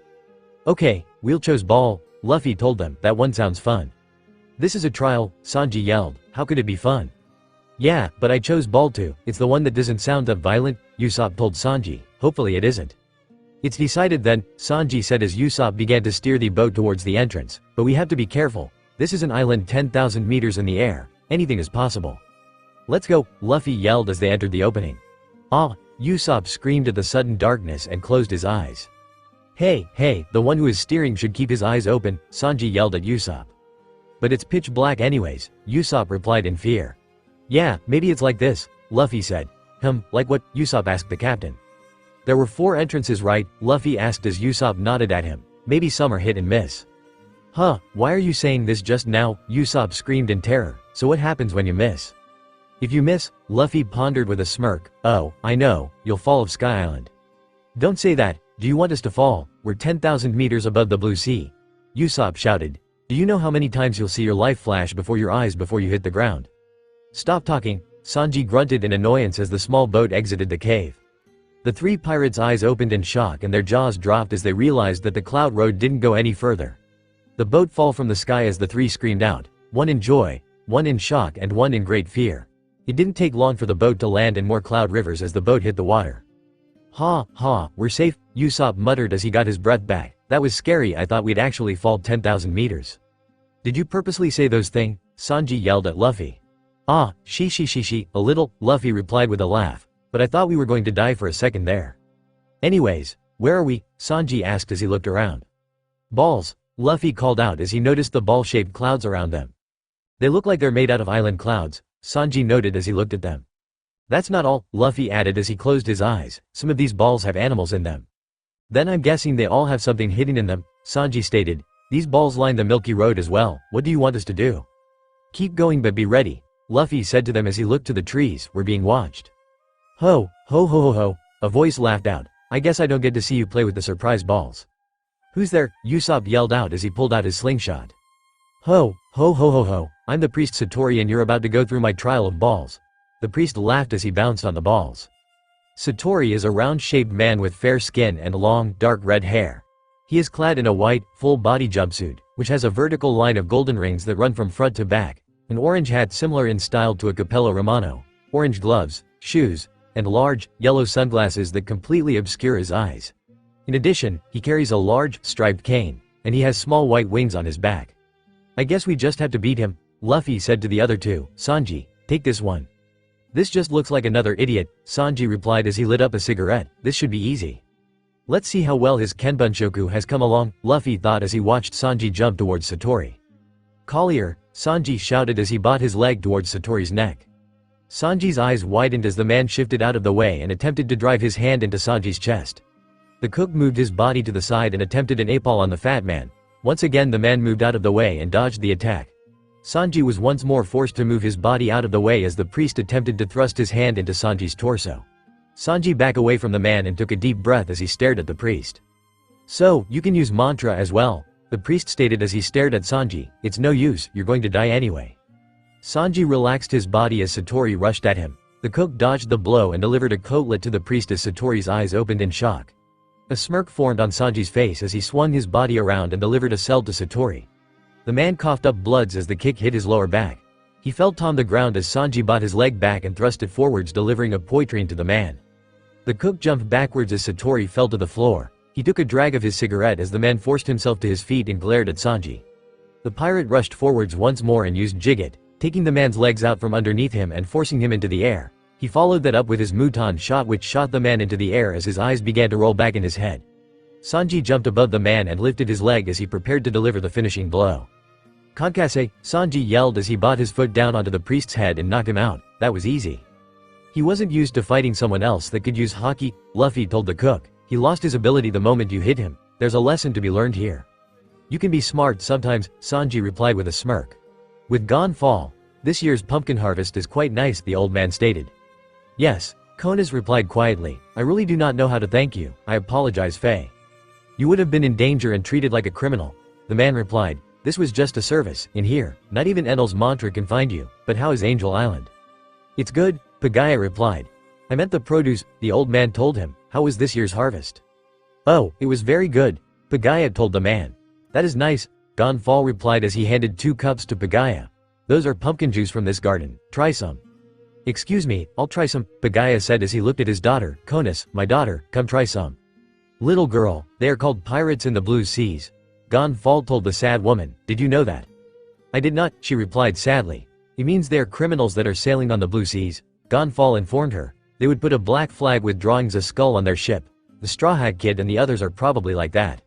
You mean they were criminals from the start? Pagaya asked in surprise. Ha, they are more like people who don't follow the rules. There are different sorts of people in different worlds. Between you two and them, what is different? Gone Fall stated. More precisely it's like, a hero in war times could be a murderer in peace times. I also had friends who were pirates. About 20 years ago when I was still God he came to visit me. He was a very open and affable person. It was bittersweet to part with him. So, there's not bad, Konas said as Gone Fall nodded at her. Even though it may not seem this way, Skypia had become a warring country, Gone Fall added, it is between us, the citizens of the sky and the ones we call raiders, the people of Shandia. Even now the Shandians are challenging Enel. When you were God you tried to create peace with Shandia. It was a hope to put an end to the war. Pagaya remembered the war that went on for centuries but... Yes, when we almost had peace, Enel took the throne, Gone Fall stated sadly. Because of that, all our efforts were in vain, for that I apologize. Ah, you do not need to apologize, Pagaya told him quickly. There was a legend on Skypia, long ago, on the day that God's Island was born. The island sang a beautiful song heard throughout the country. At the same time, the war between the citizens of the sky and the Shandia began. Gonfall informed the old man. Thus, when we hear the Song of the Island again, the war will end. Song of the Island, Konus asked in confusion. Yes, that's when the Holy Land sings again. Gonfall stated with a large smile. It will happen someday.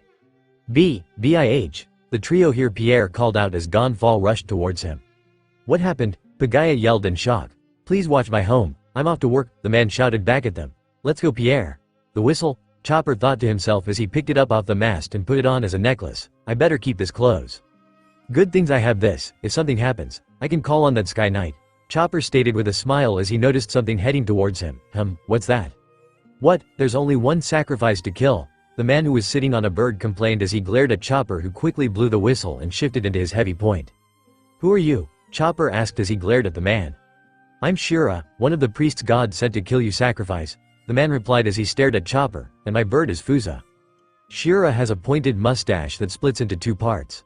On his head there is an aviator hat decorated with wings, and a pair of goggles on the front. His attire is composed of an orange fur-lined jacket, with brown swollen sleeves decorated by beige spots, loose matching orange pants held up by a belt, fur-lined gloves and boots, and a purple scarf around his neck. He's dark-haired, and on his back, there is a pair of typical wings, a standard feature of all the inhabitants of Skypia. He carries his weapon of choice, a jousting lance in his right hand. Fusa is a purple feathered bird with gigantic wings on its enormous body. Fusa is large enough to carry a full-grown man. It has red feathers around its neck. Its head is white, has a sharpened beak and the eyes are yellow-colored. Its tail is further purple-colored with lighter extensions to it. The claws underneath its legs are white, with sharp black nails. I can't let you hurt my friends, Chopper yelled at the man as he jumped from the ship and landed on the altar. You don't have much of a choice, Shira replied with a sinister smirk as he shot forwards on Fusa. Chopper jumped backwards quickly as Shira's lance hit the stone he was standing on and quickly cut through it. Chopper's eyes widened in shock as the cut quickly caught fire and began to advance towards the Going Merry. The doctor acted quickly to protect his cruise ship and slammed his hands down the flame, putting it out but burning his hands in the process. The reindeer masked a scream of pain as Shira turned around for another run at him. The priest once again thrust his lance at Chopper as it caught fire. The doctor only had one choice as he grabbed the lance and let it burn the side of his body as he lashed out with a punch that forced Shira backwards as Chopper screamed in pain and dropped to his knees. As soon as Chopper dropped to his knees, a sadistic smirk appeared on the priest's face as the man charged at the Going Merry and slashed the mast with his lance and caused it to catch on fire. Chopper's eyes widened in horror as he watched part of the Going Merry light up in flames. He forced himself to his feet and jumped onto the ship as he began to try and put the flames out as he heard the priest laughing at him. Stop, stop, I beg of you to stop, Chopper screamed as he continued to try and put the flames out. Don't attack the ship, please don't do that. The priest watched as Chopper wrapped his arms around the mast and broke it in half, making sure that the fire couldn't reach the rest of the ship. He launched it through the air and onto the altar beneath the ship, watching it roll and begin to put out the fire. The doctor of the crew turned around and glared at the priest. Don't do that again, I'm the ship's guard, Chopper roared at the man as he began to catch his breath. They asked me to watch the ship.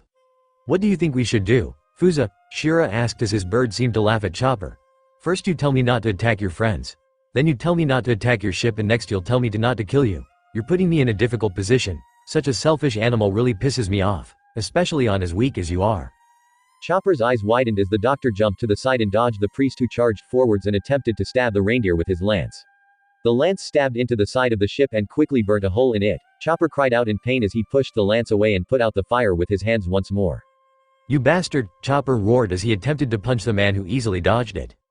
You want to live without sacrifice, Shira mocked as he flew away from Chopper. He's doing what Luffy can do, Chopper thought in shock. He's using haki to dodge my attacks. If someone wants to survive, then someone must die, that is a reality, the priest stated. You already know that this is the altar of sacrifice, right? Ah, yes, Chopper replied to the man. That means right now your other friends are risking their lives to come here. Add to that there are 4 priests on this island that control their own territory, and when a person enters the territory only that priest can attack them, Shira informed the doctor. However, this altar of sacrifice is not in any of those territories. In other words, this is a free area that any of the priests may attack. However, we have to wait until those in the trial die. Then, that means if Luffy comes here to save us we can all escape, Chopper asked in hope. Anyways, that's just the original rules for the judgment, Shira stated, ignoring Chopper. But these rules change under special circumstances.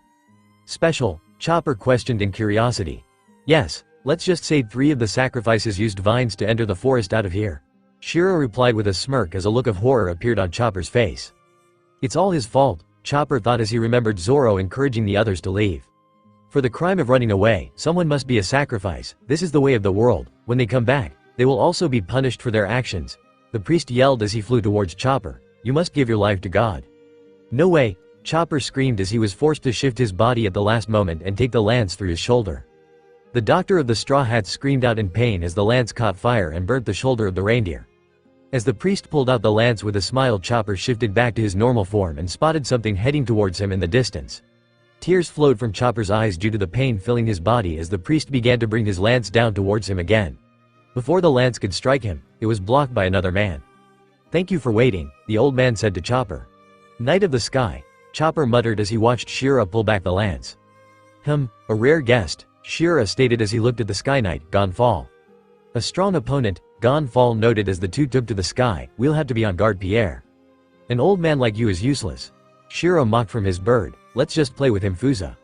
Yell all you like, Gonfall screamed at the man as he flew towards him. This island doesn't need two gods, Shira roared back as he flew towards Gonfall. The two collided in mid-air as their lances in mid-air as they both tried to knock each other into the clouds below them. Knowing the sharks would tear them apart, the two clashed once more and Gonfall deflected Shira's lance and then held out his left hand in front of the priest. Chopper watched in confusion as an invisible blast hit the priest and knocked him from his bird. The Sky Knight watched as Shira fell towards the water only to be caught and saved by his bird. We need to finish this, Pierre, Gonfall yelled as he charged at Shira. You know you're a criminal too. Why have you come here? Shira asked as he dodged the Sky Knight. It's a foolish thing to do. I will show you my anger towards the foolish, trial of strength. The two charged at each other once more and clashed with their lances, deflecting them away from each other. They took two more charges at each other without even getting a glancing blow before Gonfall once more held his hand towards the priest. I do not think I'll be able to bargain with you, Gonfall admitted as he glared at the man. Ha, your priest replied as he flew away from Gonfall's extended arm. Chopper was watching the aerial fight from the altar with wide eyes as he tried to keep up with fight that was taking place in front of him. He was struggling to take in the fight fully, but he could tell something was beginning to go wrong. At the start of the fight the pair seemed to be close to even, but even since Gonfall knocked Shira off his bird the Sky Knight seemed to start slowing down. Something's wrong, Gonfall thought as he felt himself slowing down. My body is suddenly so heavy.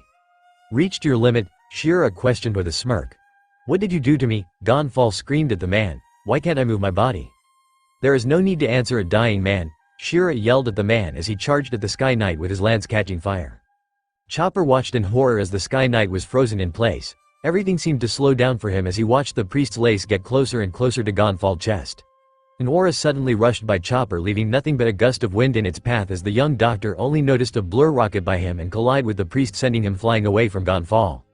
Sorry I'm late, a familiar voice said as he took in his surroundings. I had to rush ahead of the other. I'm sorry, Luffy, Chopper cried as he noticed his captain bouncing through the air. I wasn't strong enough. Don't worry, Chopper, Luffy replied as he smiled down at the reindeer before a look of pure hatred filled his eyes as he noticed the condition of his doctor and the going merry. Who did this to you? I did, the priest told Luffy with a sinister smirk. It's only my place to put the weak down. Sky Knight, go land next to Chopper, Luffy ordered the old man as he drew Stormbringer. You'll need to be out of the sky for this. The old man simply nodded his head as he watched the straw-hatted boy slash his blade through the sky before Gonfall felt free to move once more. The Sky Knight landed next to Chopper as he looked at the teen bouncing in the air and glaring at the priest now flying back towards him. He could feel the power that the teen emitted and the hatred that was flowing from him. He could tell this was a person that he didn't want to get into a fight with. I guess I'll just kill you first, Shira stated as he rushed the pirate. No one can survive my ordeal of strength. Desudoro, Luffy muttered as he redrew his blade and appeared behind Shira by using both Soru and Geppo together. Chopper and Gonfall watched in shock as the straw-hatted teen sheathed his blade and the priest seemed to fall apart from the middle along with his bird below him. The two halves of the pair of them fell into the water as the sky sharks quickly dug into their meal as Luffy landed on the altar and looked over Chopper. You fought bravely, Luffy told his doctor as he placed his hand on the reindeer's head. I'm proud of how far you have grown since Drum Island. But that's not good enough, Chopper cried out as he looked at his captain. Look at all the damage he did to the ship. That can be fixed, Chopper, Luffy replied with a kind smile. But you need to be careful. We can't have our doctor getting badly hurt with Zoro wandering around out there. I'll be needed then, Chopper replied as he looked at his captain. But once this is over, I want to be stronger. I want to be able to help everyone. Then we'll push your training to the next level, Luffy told him. But you also have to keep training in your medical studies. After all, you're going to be the doctor that can create a cure for everything. Who are these people? Gonfall thought as he watched the scene unfold in front of him. And why does he remind me so much of that man? Shandia, a small girl, was sneaking back into the hidden village where her people were forced to live due to the war. She had a small bag on her hip and was creeping back through the village before she heard a voice call her out. "Where were you?" a man asked as he sharpened his knife, and the little girl fell over. Isa. Isa is a small Shandia girl. She wears a fur dress and cap. Her dress and cap are yellow and the lines are white. The side cloth of her cap is also green. She has short brown hair and wears sandals. She also carries a tan satchel with yellow buckles. "Ah, Kamakiri," Isa screamed in surprise as she saw the man cleaning his knife. Kamakiri is a muscular, dark-skinned man with a mohawk hairstyle and a pair of big, round sunglasses with red lenses and white frame. He also has two big and colored earrings hanging from his ears. On his back he has a pair of classical Shandia wings associated with their species. Kamakiri wears a grass skirt, similar to the ones worn by his companions, but with a red and green elaborate belt around the waist. He also sports a light red fur vest and a necklace that seems to be made of some animal's claws or teeth. "Went to upper yard again?" the man questioned as he looked at her. "That is worth in your purse. Don't you know if you continue to do this you'll die?" "Blah, blah, blah, it's none of your business," the girl replied. "You still can't beat Enel." "Tisk, little brat," the man muttered as he watched her run off as he heard the conversation going on behind him in the tent. "Chance?" a man asked in surprise. "Yes, we don't know why Bygone Fall has entered upper yard. That old man probably thinks that everything on this island is going to be solved somehow," another man replied. "He thinks wrong. There are no other answers in battle other than winning and losing. The great warrior Calgara once said, 'Turn on the light to Shandora.' Those words should be our principle, be it ex-god Gone Fall or God Enel. It doesn't matter who our enemy is, despite their differences, as long as they are both gods, then to us, they are the same and they both must be eliminated." "Wiper, there was some resistance on Angel Island against Enel," a woman informed the man. "This is the first time since Enel took power 6 years ago." Wiper is a tall, muscular Shandia, and as such, sports a pair of little wings on his back. He's covered by various tribal tattoos across his left shoulder and the left side of his face. He has very long dark brown hair is arranged in a mohawk that follows into a segmented braid that goes slightly past his waist, and he has little spherical earrings.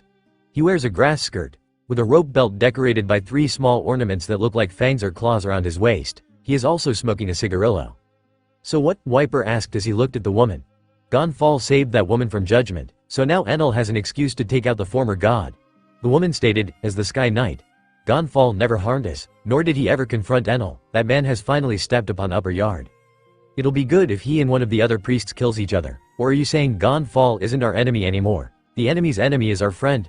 Wiper asked with anger clearly filling his voice as a man exited the tent. "If you're uncertain, don't join the battle, Lackey. You'll only be in the way."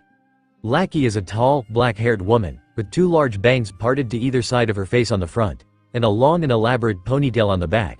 She has dark green eyes, and her lips are apparently covered with pink lipstick. Like all Shandia, she has 2 small wings on her back. Lackey's outfit consists of a light purple cleavage revealing tunic with a darker pattern that exposes her stomach, and light red pants that are open on the inside of her legs. "Isa," the man who entered the tent stated as the girl stopped in her place. "What? I didn't go to upper yard," the girl quickly said defensively. "Don't enter the tent yet," the man told her as he ignored her statement. That man who inherited the great warrior's Calgara's blood is quite angry. "He can be scarier than Enel, Bram," the little girl admitted. Bram is a muscular man with the upper half of his face hidden by his hat. He wears a grass skirt, with a decorated, round his waist and a light blue veil appearing from under the skirt and reaching down to his feet. However, unlike his comrades, he also sports a fur-lined, dark green jacket, and has dark gloves on his hands. With Zoro, Robin and Nami, "Is that well really that significant?" Zoro asked Robin as the woman looked over an old broken down well. "It is, I never would have thought I'd find one buried under a tree," Robin replied to the swordsman. "There's no balance between nature and civilization. Nonetheless, if we can't figure out a way to cross this river, then there is no way to enter that forest," Zoro stated in annoyance. "We won't see God at this stage." "They didn't predict the growth of the tree," Robin said to herself as she looked over the well. "I've never seen anything like this." "Hey Nami, see anything from up there?" Zoro yelled out as he realized Robin wasn't listening to him. "The island where God lived," Nami muttered to herself as she looked through the binoculars, upper yard. "Hey, why don't you say something?" Zoro shouted at Nami as he noticed Robin now standing next to him. "Is God there?" "What do you see?" Robin asked the navigator. "Can this island be?" Nami said to herself in shock as she looked it over. "With Konus and Pagaya. Save them?" Konus asked her father in confusion. "Us?" "Yes," Pagaya replied with a smile. "Let us create something that can aid them in their escape." "Shandia," You said early that your mantra felt two voices fall silent. Wiper asked the small girl who was hiding behind Lackey. Yes, at the same time two of the priests fell, Isa replied in fear. Then this is our chance, Wiper stated with a smirk. The true God has answered our prayers, another man stated. If we are to act, we have to move now, Wiper stated as he turned around. You're still not used to Wiper, geez, stop clinging to me, Lackey stated as she whacked Isa on the head. Ouch, the girl complained as she rubbed her head. Hey, Lackey. What? The woman asked. Gonfall didn't beat the priest, there are other people here, Isa told the woman. I don't know who they are, but they're really strong, so please be careful. Hey, Lackey said as she crouched in front of the girl, give me your purse. And no way, this is my secret purse, my treasure is inside, Isa cried out. I know, Lackey replied with a smile, I'll get some for you. With Zoro, Nami and Robin. Oi, Nami, Zoro yelled at the orange-haired navigator, just tell me, what did you see? Never mind that, just shut up and follow me, we had to get to the coast. Nami shouted at the swordsman in annoyance, and give me a hand. Aren't people who say follow me usually in the front, Zoro muttered in irritation. So, we'll know everything we need to once we get to the coast, Robin asked in interest. Yes, I think so anyway, I just can't believe what I saw, Nami replied with a smile on her face. On a set of ruins, Satori lost, Shiro lost, their mantra has been disrupted, immature, it seems like we have underestimated those from the Blue Sea. They are not like the others, they were even unrestrained at the altar too, but they have no means of escaping, more importantly right now. A priest stated as he sat on a set of ruins before biting his lower lips, MNNN. In a field, do you hear the voice of the sad warriors? The results are the same no matter how many times they battle. 2 trials have been defeated, so today has been quite eventful. A man stated as he sat in a field with skulls sitting on pikes. Those guerrillas must be heading for one place, but I will not let them do that. Seeing God is presumptuous, the sun is setting but it seems Upper Yard may yet be desolated. With the Shandians a vicious smirk appeared on Wiper's face as he emerged from the clouds that hide his village with a small group of warriors behind him that were heading straight for Upper Yard. The small group were wearing skates that were shooting clouds out of them allowing them to fly through the air. Every know the plan, Upper Yard has a lot of openings right now, this is a rare chance, Wiper roared at his warriors. Our target is always the shrine of God so don't be scared of that fake god, the great warrior Calgara is watching over us. The Shandians roared in approval as 4 of the warriors made their way to Wiper's side as the leader of the group nodded at them.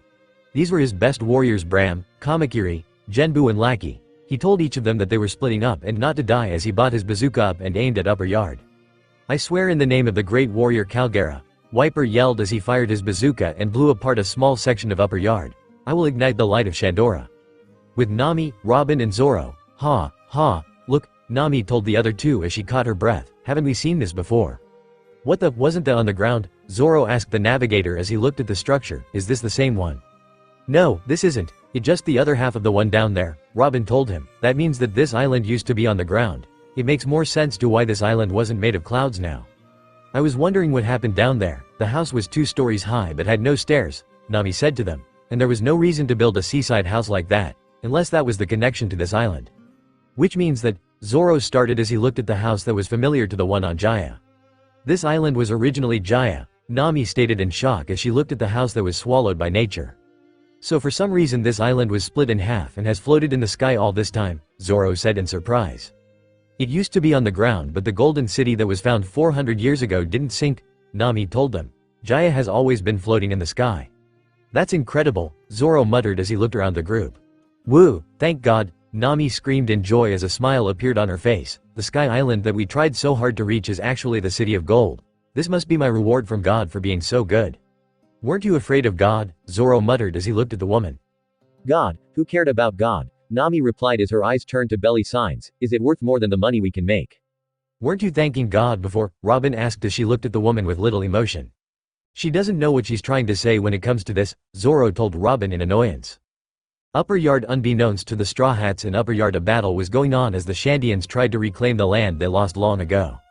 This was about to become known to 2 of the Straw Hats that were sitting in a ship sailing on a cloud towards the altar that their friends were at. Sanji newly awakened Kenbunshoku Haki quickly alerted him to a small group of people rushing towards him and Usopp. He pushed Usopp towards the wheel of their small dial boat and looked at the warriors that burst out of the tree line. As the warriors seemed to skate on clouds that they made over the top of them, Sanji locked eyes with the man who must have been the leader of them. Sanji cursed at the man as Wiper turned around and shot a cannonball at them with his bazooka. The cook of the Straw Hats jumped into the air and reared back his leg. He kicked the cannonball and sent it back at the group of warriors who quickly dodged the ball as it exploded in the distance. Wiper, should we engage? One of the warriors asked his leader. No, just ignore them, Wiper replied to the warrior. What's your problem? Sanji yelled at Wiper as he realized he was the masked man from before. So you are the ones who caused the racket in Skypia. If you don't want to die, then go back to the Blue Seas and don't try anything weird on this island. Wiper told the duo as he glared at them. Otherwise I'll treat you like Enel and eliminate you too. So they're enemies with God, Sanji muttered as he lit a cigarette. We're here for our friends. I doubt you'd find them alive. Wiper told the pair. You'll get them and leave this island. Let's move on, Sanji told Usopp as he took a drag on his cigarette. The cook watched as the warriors left his sight as he began to feel battles begin around him. He could feel what must have been one of the priests easily cutting through the warriors that were attacking him. He frowned as he looked at Usopp and told the sniper they needed to hurry towards the altar. He'd feel better knowing that Luffy had already taken down a priest and looked after the doctor of the crew. Elsewhere, the battle between the Shandorians and the priest could be felt all over Upper Yard. At one of the battle sites, and priest and his dog was easily dispatching a large force of the warriors that were trying to make their way towards God. At another battle, a single priest was taking care of another force by himself and making sure that they didn't reach God. A single warrior landed an attack on the priest that the man simply shrugged off before the warrior heard something that stopped him in his tracks. Wiper, Kamakiri is hurt, a warrior yelled out to the leader. What? Wiper yelled in shock, but we were so close. You overestimate yourself, a priest mocked the warrior. Soon it will be night and our numbers will be far greater. Help the wounded, Wiper ordered in annoyance. We will retreat for now and meet in the rally point. Wait, one of the priests yelled, stopping the man from chasing the warriors. Is a tall, bald, muscular, and bearded man. Like the other inhabitants of Skypia, he has a pair of small wings sprouting from his back. He's wearing a pair of sunglasses with point-like extensions on both sides. His right arm is covered with tattoos. The one on his wrist, in particular, resembles a bracelet. His attire consists of a dark green shirt, loose gray pants with many pockets and what look like zips under his knees, a long and flowing white sash around his waist, and dark leather boots with bandages around the soles. Also carries around his weapon of choice, a massive sword with an extra large hilt either in his hands or on his hip. What now, Gedatsu? Replied in annoyance. Gedatsu is a tall, dark-skinned man. He has an unusual hairstyle, with a row of upward-pointing tufts or Rasta-styled dreadlocks from ear to ear. He has a typical Beercon pair of wings on his back. He is seen wearing a matching purple jacket and pants, black gloves and shoes, a pink shirt, and a blue tie-like scarf around his neck. He sports a large, white tissue belt around his waist with a red circle in his center, resembling the Japanese flag. Enel has summoned us, Gedatsu revealed to the other priest. At the altar, Chopper, where are you? Nami called out in fear as she saw the state of the Going Merry. What happened, Chopper? The mast of the Going Merry is gone, Zoro stated in shock. What kind of repairs did he make?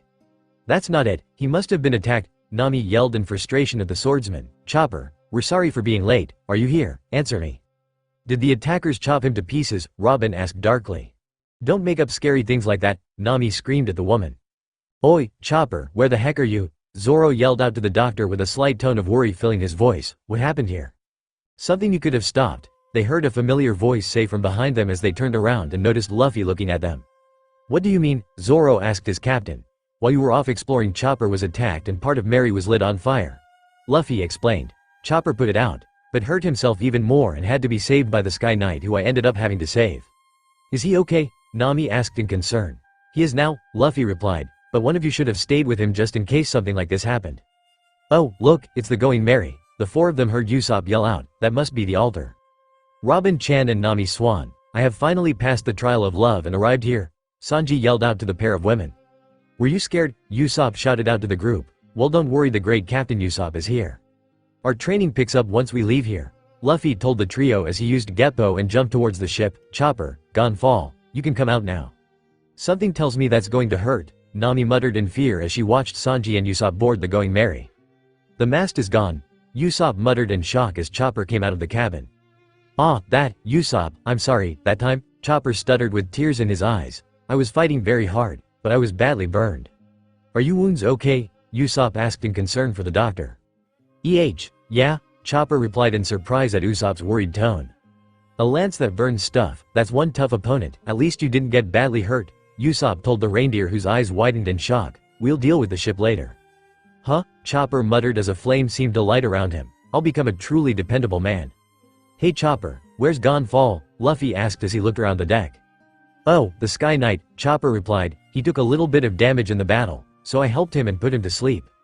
"So you used the whistle?" Nami asked. "Yeah, he's the only reason the ship wasn't completely burnt to the ground," Chopper replied. "He put his body on the line." "There's a lot of things that I want to ask him," Sanji said as he thought about the old man. "I'll just have to wait until he wakes up."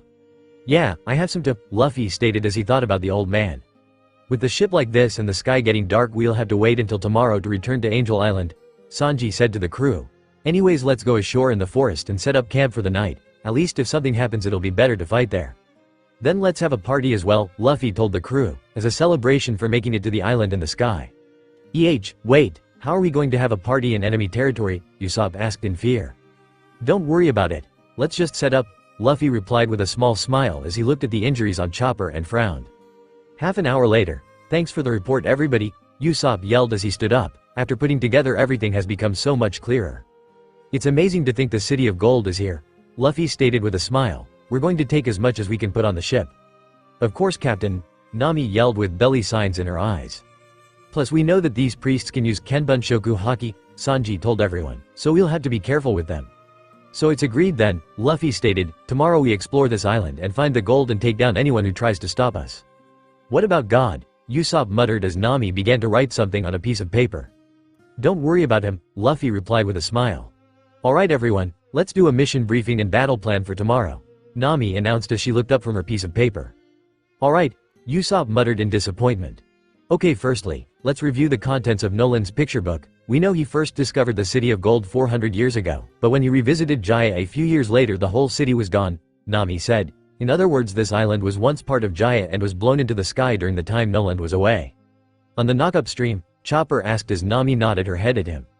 "But that can't be right. The forests are too different to be from the same place," Zoro stated in confusion. "That could be due to the different substances here. The tree grow bigger and so do the animals," Robin told the swordsman.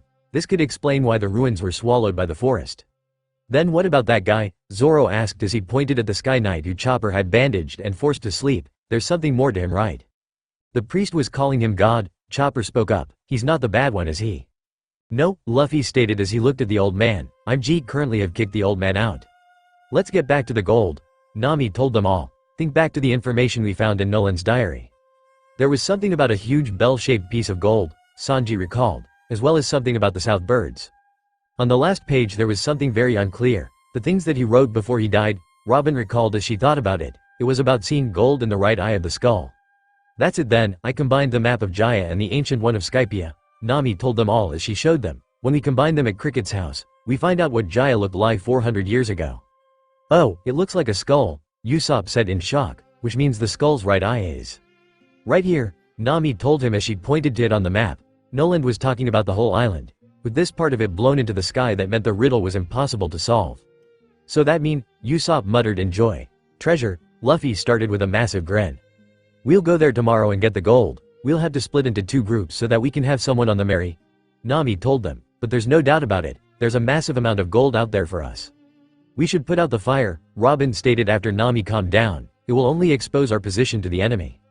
"We can't do that," Luffy replied with a smile. "After all, there's nothing like a pre-treasure hunt party." "You're an idiot," Nami yelled in irritation. "You have to know how dangerous this forest is, right?" "It'll be fine," Luffy replied nonchalantly. "There are those priests and the gorillas. Plus forests are always dangerous at night." Nami yelled at the straw hat wearing boy. "There are beasts and monsters." "Yo, Luffy," Zoro yelled as Nami turned to look at him and noticed that he was standing there with a massive wood pile between him and Sanji. "Is this big enough?" "Not you too," Nami screamed in annoyance. "Don't worry, Nami Swan," Sanji told the navigator as he held his torch high and revealed a bunch of eyes behind him in the trees. "The beasts are afraid of fire." Behind you, Nami screamed in fear. "There are already some of them here." It wasn't long before the fire was burning brightly, and the party was starting.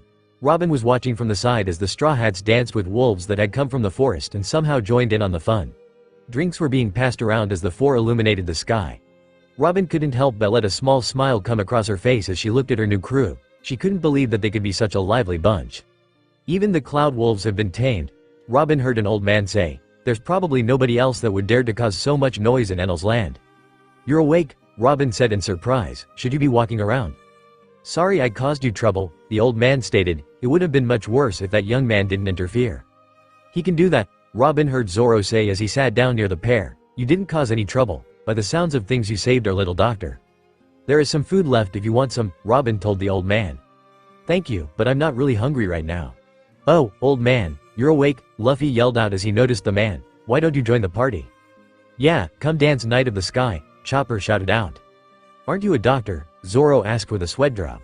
Oh, mister, how is Konus? Sanji asked in worry, is she safe? Worry not, I took her and her father to my place, Gonfall told the cook. Really, that's great, Sanji replied with a smile, I had been worrying them. I overheard your conversation earlier, so this island was called Jai originally, however, do you know why this place is called the Holy Land now? Gonfall asked as Zoro and Robin shook their heads. For people like you this ground must be quite typical. Of course, Zoro replied as he took a swig of his drink. However, in the sky this is unheard of. Island clouds can nurture plants but can't grow them. Greenery and soil are not a thing of the sky. Gonfall explained as he picked up some dirt from the ground. We call this Verth, for as it will forever be admiration itself. Later that night the party had long since winded down and Gonfall had finished his story about the Verth causing a holy war. Most of the Straw Hats and all the wolves were sleeping around the diminishing bonfire that Zoro was sitting next to. What, you want me to go with you? Zoro asked as he looked at Usopp. Don't be a baby, go by yourself. The sniper put his head down as he walked through the dark forest. He was busting to piss and had wanted Zoro to come with him just in case something was around where they were camping. He ended up walking to the clouds near the altar the Mary was on as he pulled down his pants and began to piss. As he finished his piss, he could hear a loud banging noise coming from the Mary. What is that? No one should be on the Mary this late, Usopp thought aloud as he tried to get a look through the fog blocking his view. Usopp's eyes widened as he began to see an outline of a figure with a hammer in their hand. The figure looked to be fixing the going Mary as Usopp began to cry and his jaw fell wide open. With a scream of ghost the sniper of the crew fell backwards and passed out. It wasn't long after that the sniper was found by the swordsman of the crew. What was he thinking, telling me he was going to take a leak and the falling asleep here? Zoro muttered to himself as he hoisted the sniper over his shoulder. Now I wonder where Luffy went off to. With Luffy the captain of the Straw Hat Pirates was sitting in a clearing and could feel his blood boiling as he thought about the injuries to Chopper. He had his Kenbunshoku haki activated and could feel 25 men heading in his direction. He stood up with a smirk on his face as they broke into the clearing. After all, this could be very stress relieving for the pirate. God has ordered your execution, one of the men yelled out. He has sent you to see what I can do, Luffy corrected the man. His Kenbunshoku haki is off the charts. Eliminate him, one of the men yelled. Let me tell you something a great man once told me, Luffy stated as he unsheathed Stormbringer. You can hurt me as much as you want, but never hurt my friends. Luffy brought his sword up and decapitated the man in front of him as the rest of the men stuck their spears through the man. Their eyes widened in shock as the spears seemed to break due to a black substance coming off the pirate. The boy smirked at them as he swung around and cut open the chest of the men around him. The rest jumped back in fear as the boy flicked the blood from his sword and sheathed it. An uneasy chill ran down their spine as the black substance from before seemed to radiate from the boy as he leant down and touched the ground. Baraku Horu, Luffy muttered as the black substance rushed towards the remaining men and the dead bodies swallowing them whole. Rebaration. Mangled bodies were realized from the black substance as it returned to Luffy and he looked to the sky. He could feel the slight panic in Enel as he so easily dispatched the men that the god had sent after him, but the pirate knew the real battle hadn't begun. The true battle would begin the next day and Luffy had a feeling he would be fighting the so-called god. The crew had split up into two groups as they set out in the morning. The first group consisted of Nami, Sanji and Usopp who would take the going Merry through the island and land as close to the shore where they'd pick up the rest of the crew. The second group consisted of Luffy, Zoro, Robin and Chopper. This group was in charge of finding the gold on the island and taking it to the going Merry before they tried to leave Skypiea, but something told Luffy that their plans wouldn't go as smooth as Nami thought they would. The second group had not long split from the first when Luffy began to feel a giant presence around them. He could tell it wasn't a particularly strong beast, but he was left wondering what was following them. He was broken out of his thoughts when he heard Chopper scream about a giant snake. The straw-hatted pirate smiled as he saw the large snake bring its body up and slam it into the ground, forcing the remaining 3 members of the group to flee. Luffy simply allowed himself to become his element and passed around the snake as he had to let out a sigh of irritation. Zoro and Chopper had left in the wrong direction, with Zoro somehow turning himself around completely. The only one who was going in the right direction was Robin, who was running through the trees to stay out of the damage zone. The large snake reared back a second time as Luffy simply lifted his hand with a smirk. "Stay," Luffy ordered with a dark look in his eyes as the snake froze in place. "You'll save me from walking." Going Merry. The group on the Going Merry were currently listening to Gonfall fill them in on the history of Skypiea and how Enel rose to power. The trio were freaked out by the power that the god of Skypiea held. especially when Gonfal told them that Enel had destroyed a complete sky island by unleashing its power. The other thing that terrified them was his use of mantra, that sounded like something that made sure they wouldn't be under the radar of the god for long, especially with how their captain could be at times. Shandora, the bag of verth, lackey screamed as she saw the bag of dirt on the ground. Wiper, what have you done to Ice's treasure? Silence, a man told her as he stopped her from making her way over to Wiper. Bram, lackey grunted in annoyance. There won't be another chance like this, we shall not this chance passes by. Anyone who is not ready can stay here. Wiper yelled to the crowd that was gathered. I won't blame anyone that stays behind. What do you mean, Wiper? We have already been ready to fight, a warrior asked their leader. Are you ready to leave behind your fallen comrades in battle? Are you ready to step over their corpses for our goals? Because only then should you come with me. Wiper roared out, because today, I'm going to cut off Enel's head. God's shrine, have they all gone below? Enel asked as he leaned back on his chair. Yes, everyone is ready, including the remaining priests and their trials. An intendant told the man. Commander Yama and his remaining men are also ready to fight. But is all this preparation really need to so few warriors? Don't underestimate some of those warriors, Enel told the man as he thought about the straw-hatted boy from the night before. I'd say that by the end of the day there will only be 5 warriors left, everyone else will have fallen in the battle. With Luffy the straw hat wearing pirate had a small smile on his face as he sat on the giant snake that was leading him through the forest. His Kenbunshoku haki had already alerted him to the fact that the battle had already began and the boy had to stifle a laugh every time he felt a warrior come near him only to flee in terror as soon as they saw him riding a giant snake. The pirate called the snake to a stop as he felt a familiar presence to him. He looked down and took note of the man who must have been hiding behind the mask when they first saw him. What are you doing, brat? Wiper asked Luffy as he stared at the boy. Looking for gold, Luffy replied simply as he noticed the agitated look on the warrior's face. I swore I told you to leave this place, Wiper stated as he glared at Luffy. Maybe you did, the boy replied with a smile. This island belongs to my people. This is my business, Wiper grunted in annoyance. I'm just here for the gold, Luffy replied as he stared at the man. I'm not going to get in your way. I'm not letting you leave now, Wiper stated as he lifted his bazooka. I'm going to eliminate you. Wiper began to pull the trigger of his weapon before he noticed that Luffy had disappeared from the spot he was standing just seconds ago. The warrior then felt an undeniably strong pressure being placed upon his bazooka as he turned his head to the side and noticed a suddenly serious Luffy hold the bazooka in his right hand and glaring at him. I wouldn't do that if I was you, Luffy stated as he let loose a wave of Haoshoku haki that caused Wiper's legs to buckle. You're not my enemy. So what? Wiper roared as he attempted to turn around only to be kicked through the air. The warrior forced himself to his feet with a smile on his face as he raised his bazooka and pointed it at the pirate as he pulled the trigger. A loud bang was heard throughout the clearing as everything in front of the warrior was ripped from the ground. The man fell to his knees as he began to breathe regularly again. That pressure from before had disappeared and he was able to move freely.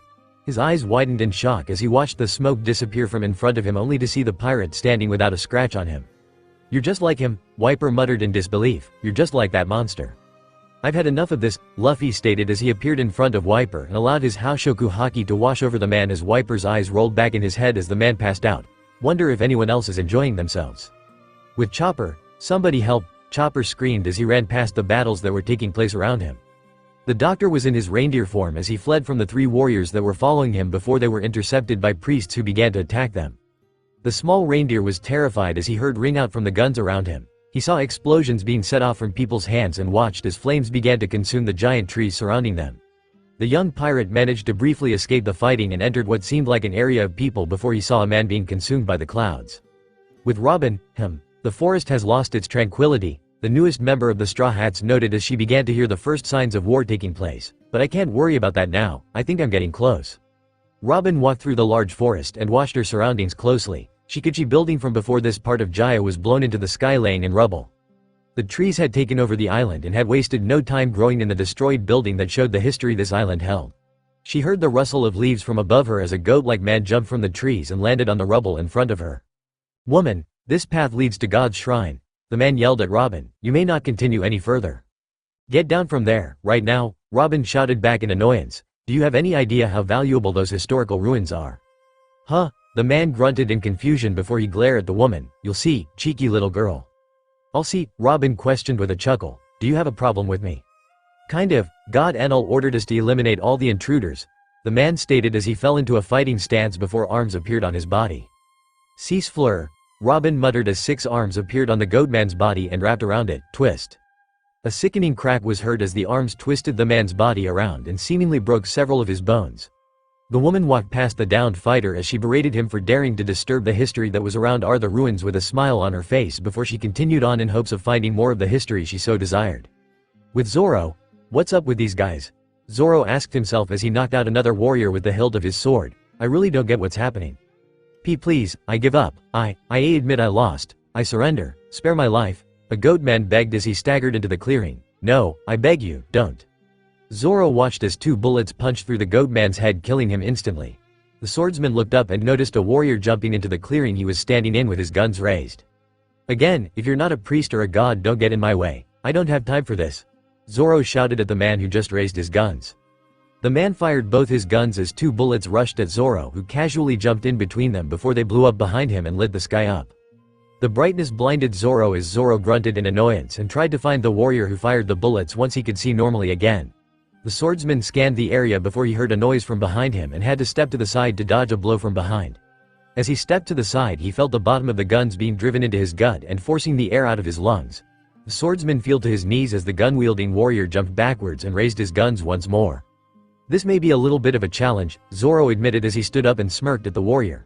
"I guess I have to stop underestimating you."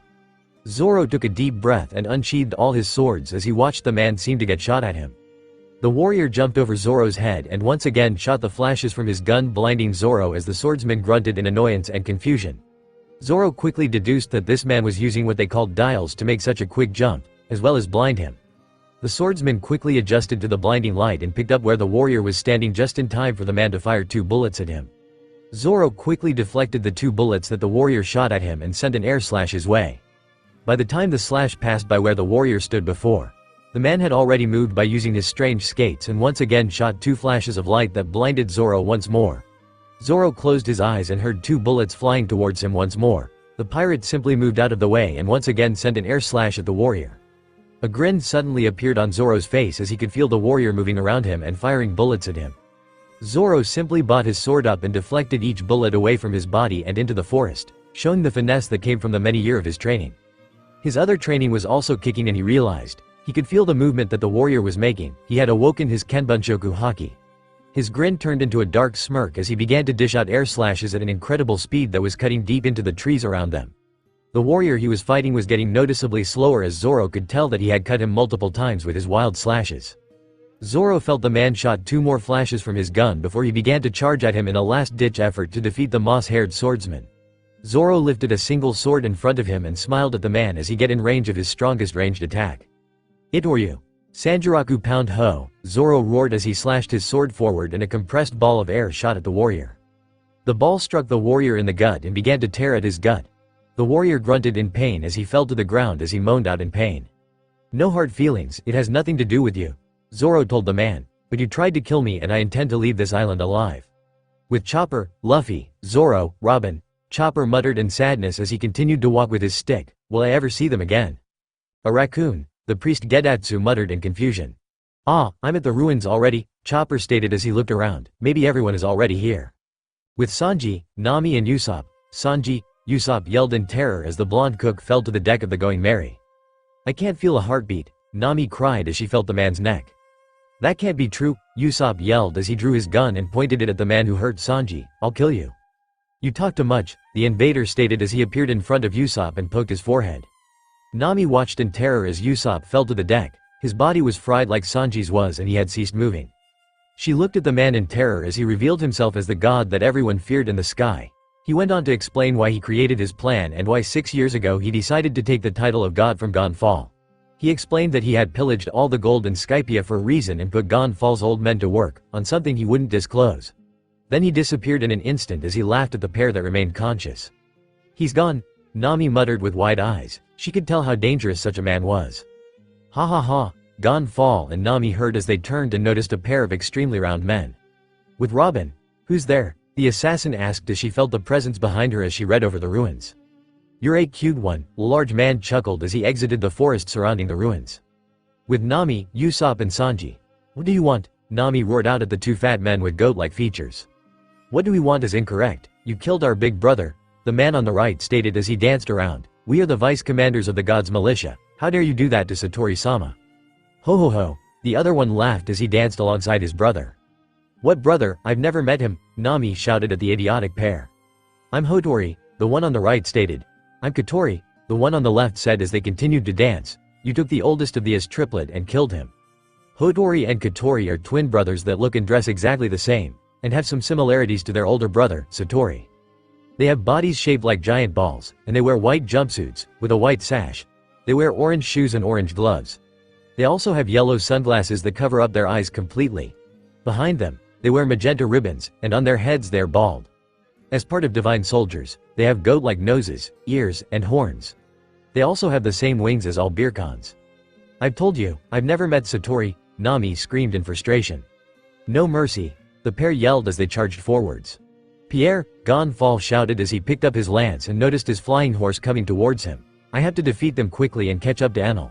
I don't know what plans for them are, but the wounds I've received will not stop me, so get back, girl. No, Nami growled at the man and put together her clean attack as she looked at her downed crewmates and stepped next to Gonfall. Sometimes I must also protect them. Very well, the former god replied with a small smile. Now we have to find out what dials they possess. Nami charged at the pair and swung her clean attack. The pair easily dodged her swing and rushed past her.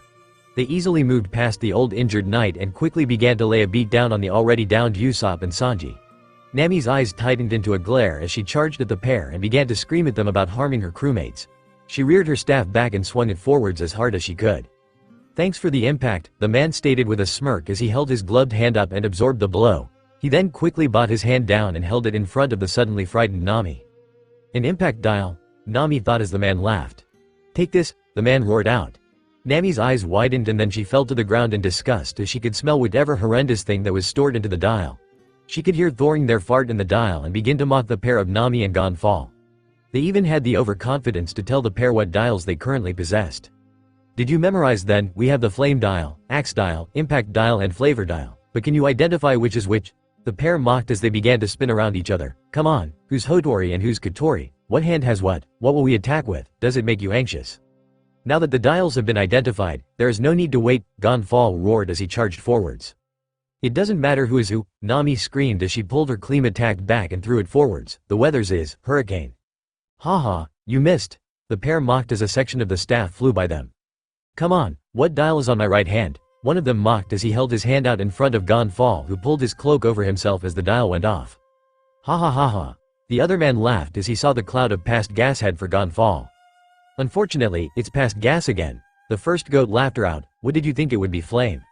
My right hand is flame. The second goat man stated as he held his hand forwards and the dial went off. Watch out, the gas will explode. Nami screamed out in terror with wide eyes. Nami was forced to watch as the large cloud of gas got set alight by the flame dial and caused a large explosion on the Going Merry. She brought a hand to her mouth as she watched the explosion blow the railing on the side of the ship and blow Gonfall away with it. Ha ha ha, that dumbass got blown away. The pair of bother said together as they laughed, unknowing letting Gonfall climb back onto the ship. Only a fool would think that, Gonfall stated as he sliced down Kotori. You underestimated me. Kotori, Hotori screamed in horror. Here it comes, Nami muttered as she saw her clean attack begin to return to her. Oh, Hotori muttered as he heard the wind from behind him. Cyclone tempo. Nami shouted. The section of the staff that Nami had thrown before returned to her and collided with the back of Hotori's head and sent the man flying off the Going Merry. She quickly ran to Gonfall's side as the man fell to his knees and began to mutter something. Hey girl, Gonfall muttered as he saw Nami by his side. The gauntlet down there, that would be mine. Use it to defeat him. Did your wounds reopen? Nami asked in concern. It's fine, just get the gauntlet, Gonfall grunted. As Nami scoured the deck for the gauntlet that Gonfall had told her about, the man began to explain that it was an impact dial and how they should be used. The navigator found the gauntlet and put it on her hand. As she began to worry about the weight of it, she heard something emerge from the clouds screaming. Revenge, no mercy, the man screamed. Looks like there's no time to worry about the weight, Nami muttered to herself. First Toy beat Satori, now you beat my baby brother Kotori. The man screamed in anger. I won't forgive what you have done, no matter how much you beg. He uses fire, but his body is wet, and the atmosphere is humid, Nami thought to herself as a plan came to her. Cool ball. Nami shouted as she sent a small amount of cool balls at the man. What is that? Hotori asked as the balls began to hit him. It's kind of chilly, is that all? You use fire right? Nami questioned. Why don't you underestimate me, trying to use that puny cold thing to affect my flame? Hotori screamed. I'll burn you to death. Nami let a smirk appear on her face as the man did exactly what she expected and set off his flame that collided with the cool balls. This caused a deep fog to be created and cover the deck of the Going Merry, blocked the view of the two fighters.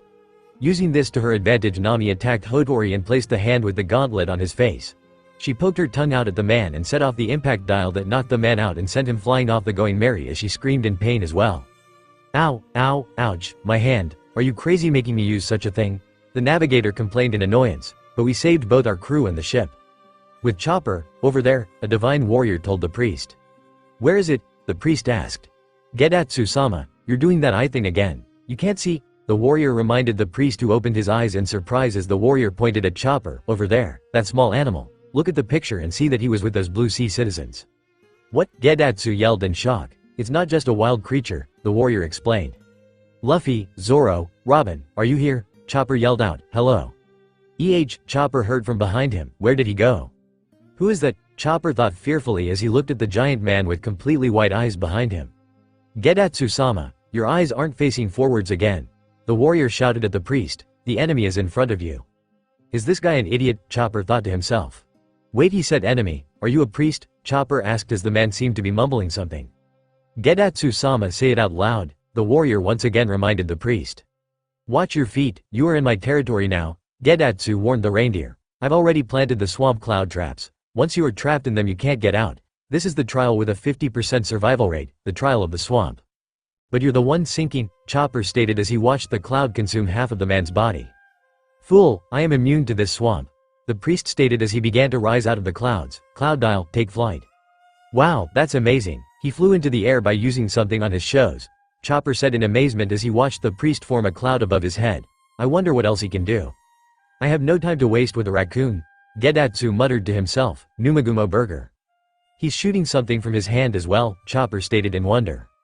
Though as light as a cloud, it is actually a swamp, the priest yelled out. Once you touch it, there is no way out.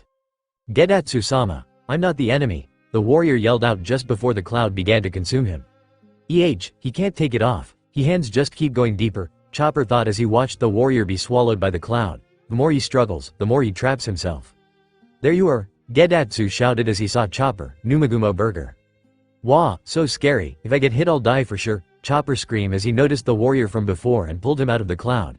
Hey, are you okay? Hang in there. Chopper changed into his monster form and began to try and revive the passed out warrior.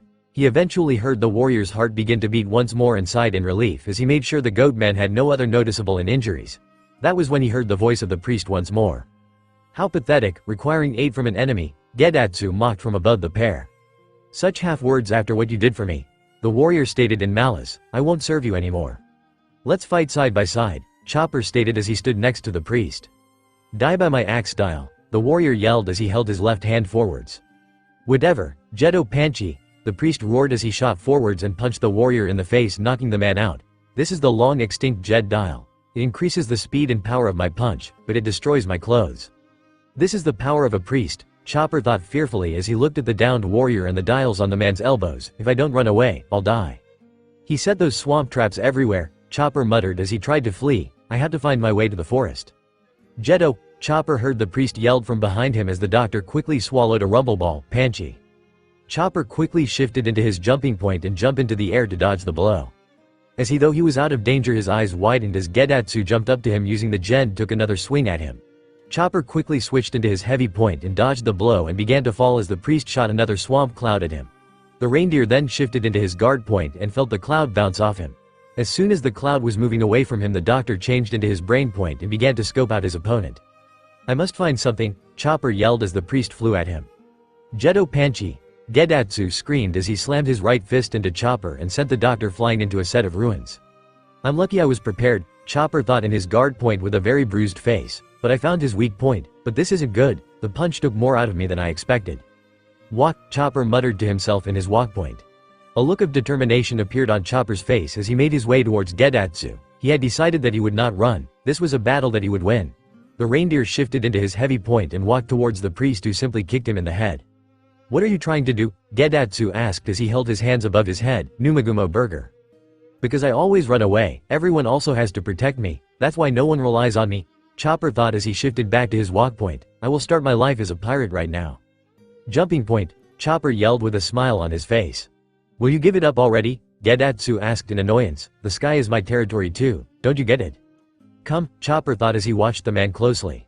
Chopper broke out into a smile as the priest tried to take to the air only to realize that he only had one shoe on. Chopper had taken it earlier without the priest's knowledge and was watching him fly wildly around the sky. Damned raccoon! Gedatsu cursed in frustration. I'm a monster and I'm strong, Chopper yelled as he changed into his heavy point and fell towards Gedatsu. Only the weak raised their voices. The priest muttered in annoyance, Jedo Panchi. The priest threw his right fist forwards once more as the jet dial was activated. To his complete shock, the punch somehow missed where he was aiming and only clipped the reindeer on the cheek. Chopper quickly shifted into his arm point as he fell backwards and held his hand together. Kokute cross, Chopper roared as he threw his hands forwards. The reindeer hit the open priest right in the center of the chest, causing the man to be cut open in an X shape and fall to the floor. Chopper shifted back to his normal form as he fell from the sky with the priest behind him.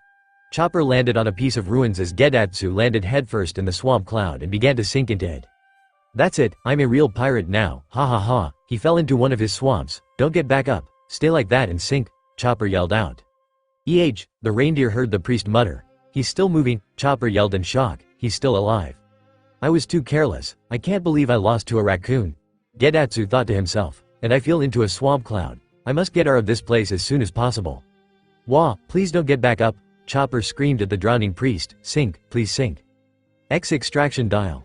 Gedatsu thought as the jet dial in his remaining show went off. He sank, Chopper yelled in shock as he watched the jet dial go off. Very good, I defeated him. After the doctor finished celebrating his victory, he delved into the bag that Sanji had sent with each of them. He went past the fruit and meat and grabbed a body of water and began to drink it as he thought about what to do. The young pirate decided that instead of searching for the other, he would go and find the gold himself, beginning with searching the cave at the edge of the ruins. With Robin, Aiya, Missy, you're not as strong as you pretend to be, the large man mocked as he stood over Robin. Robin was on one knee as she was taking deep breaths and glared at the man. She was covered in bruises from the fight as she began to look around her. She was deeply angered as she noticed all the destroyed ruins around her that the giant man had caused. Sutomaku Montan, the fat man yelled as he jumped forwards. Robin was forced to jump backwards once more as the man thrust his stomach towards her and destroyed everything in his way. She had to admit that the man was surprisingly agile for a man of his size, but she was getting more and more angered at the though. In his attack against her, he had once again destroyed pieces of history that could never be fixed. Vinta Fleur, Robin said as she decided that she needed to take a stand to protect the history behind her, Calendula. The man once again jumped forwards and thrust his stomach forwards into the woman's hand, who tried her best to hold the large man back. She began to struggle quite quickly before she was thrown backwards and landed on a set of destroyed ruins behind her. When will you stop protecting a dead city like this? The man asked mockingly. You have no feeling of joy in honoring our ancestors' footprints, Robin stated in anger. I do not care about the past, Yama replied to the woman. Foolish people always say that, Robin told the man as she glared at him. Do you know who I am? Yama yelled in anger as he ran forwards, Panchi Montan. Robin was forced to jump out of the way as the man punched the ground she was resting on. Her glare on him intensified when she saw the ruins once again begin broken apart as the anger man began to destroy more of them, seemingly just to annoy her. I have to move quickly out of these ruins, or this fool will destroy this place, Robin thought to herself. Where are you going? Yama asked as he looked at the back of the fleeing Straw Hat. Robin ignored the man as she continued to run away from the man in hopes of dragging him out of the ruins that he was destroying. She heard the man punch one more ruin before he began to chase after her. She smiled slightly as she felt him behind her as she exited the ruins and ended another ruin. As soon as the pair were far enough away, Robin came to a stop and turned around to face Yama. Have you had enough of running away? Yama asked in annoyance. Yes, Robin replied, it is not necessary anymore. No necessary? Yama questioned. Now if you apologize, I won't forgive you, Robin stated as she held her arms up. You forgive me? Yama asked with a chuckle. That is astounding. You really want to protect those ruins, but those ruins aren't yours. True, the ruins don't belong to anyone, but, Robin started before she trailed off. Forget it, I don't want to talk about it anymore. Don't worry about that. Even if you want to talk, you won't be able to, because I'm going to kill you. The man yelled at her before he jumped into the air. Dorapu Montan. Is that all? Charging like a bull? I will teach you the severity of destroying history. Robin stated, here away from the ruins I don't have to hold back, trying to fleur. Arms began to form from the branch of a tree above Yama and caught the flying man, stopping him in his place.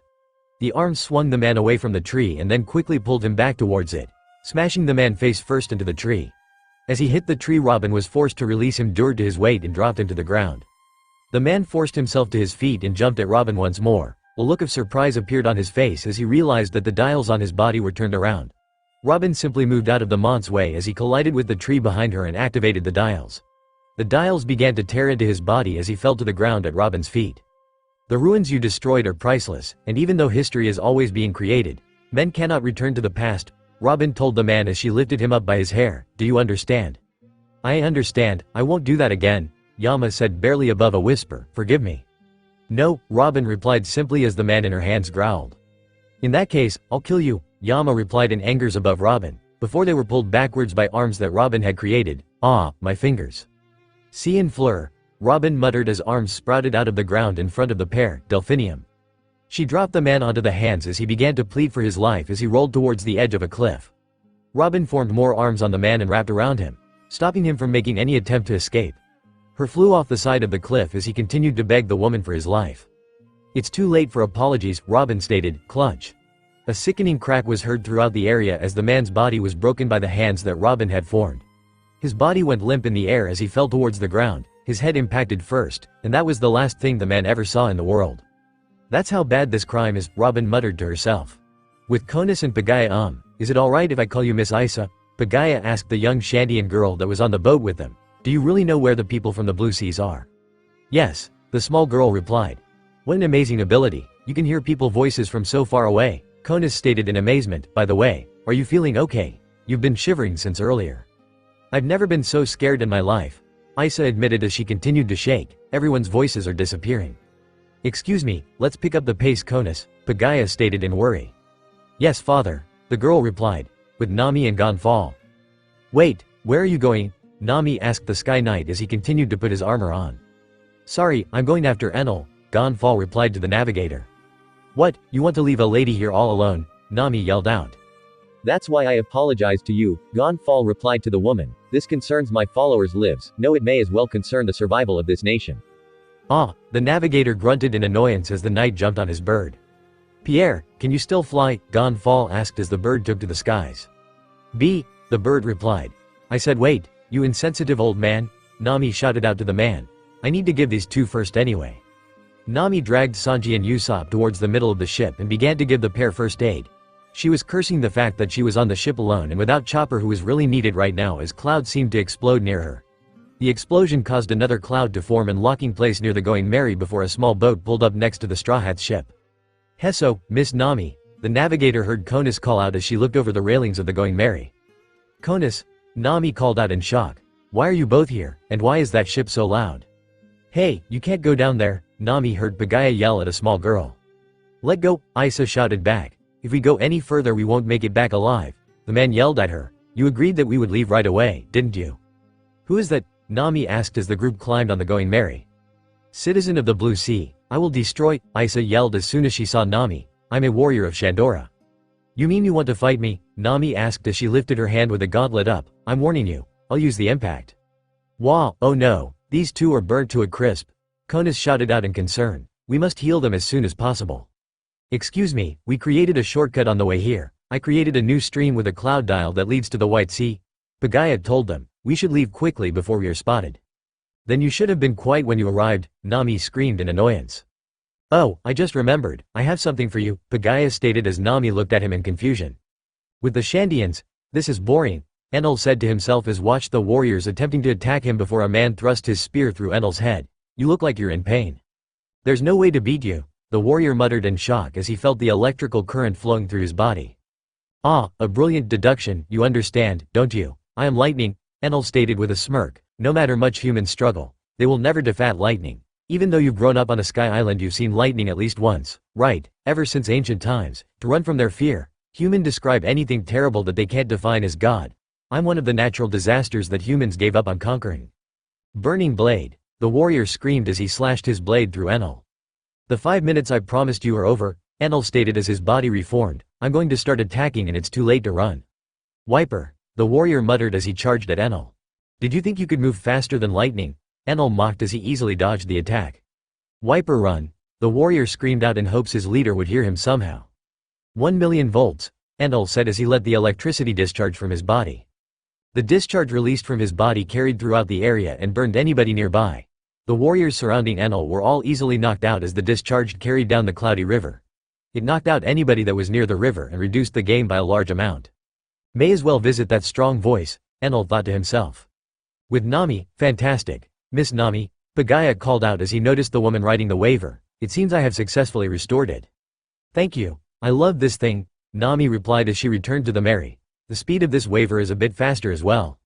Yes, the jet dial on this waver has been extinct for centuries. I was surprised myself. I would have never guessed that your broken waver had such a thing, Pagaya told Nami. Nevertheless, what shall we do now? I was planning on taking everyone to the border of Skypia. We should just go to the beach where we are going to regroup, Nami told the man. I'm sure they'll get there safely. If those four are together, no one can beat them. There isn't a four-member group on the island, Isa told the navigator. Nami grunted. There are only two-member groups, not four, Isa stated. So, this is that mantra thing, Nami stated as she realized that the girl wasn't lying. I've been able to do it since my birth, Isa stated, the scariness of the voices disappearing. This terror, you wouldn't understand. Cry baby, Nami told the girl. I'm not crying, the girl yelled fiercely, stupid blue sea woman. Miss Isa's waver is broken and we found her attacked by a skyfish on the way here, Konus interjected. What are you planning? Nami asked the girl. I dunno, but I just can't sit here, Isa replied. Then tell me, is the strongest voice alive? Nami asked as the girl looked at her. I can feel it's got a small amount of darkness surrounding it, but the voice is alive, Isa replied. Then we will win, Nami stated in confidence, he could never lose. With Luffy the captain of the Straw Hats was frowning as he felt the people that he god of the island was killing.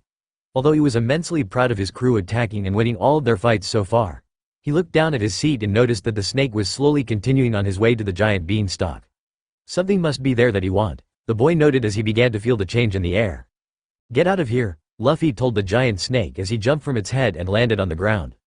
Luffy could feel the change in the air as he noticed the electricity surrounding him. A smirk formed on the pirate's face as he realized what was happening.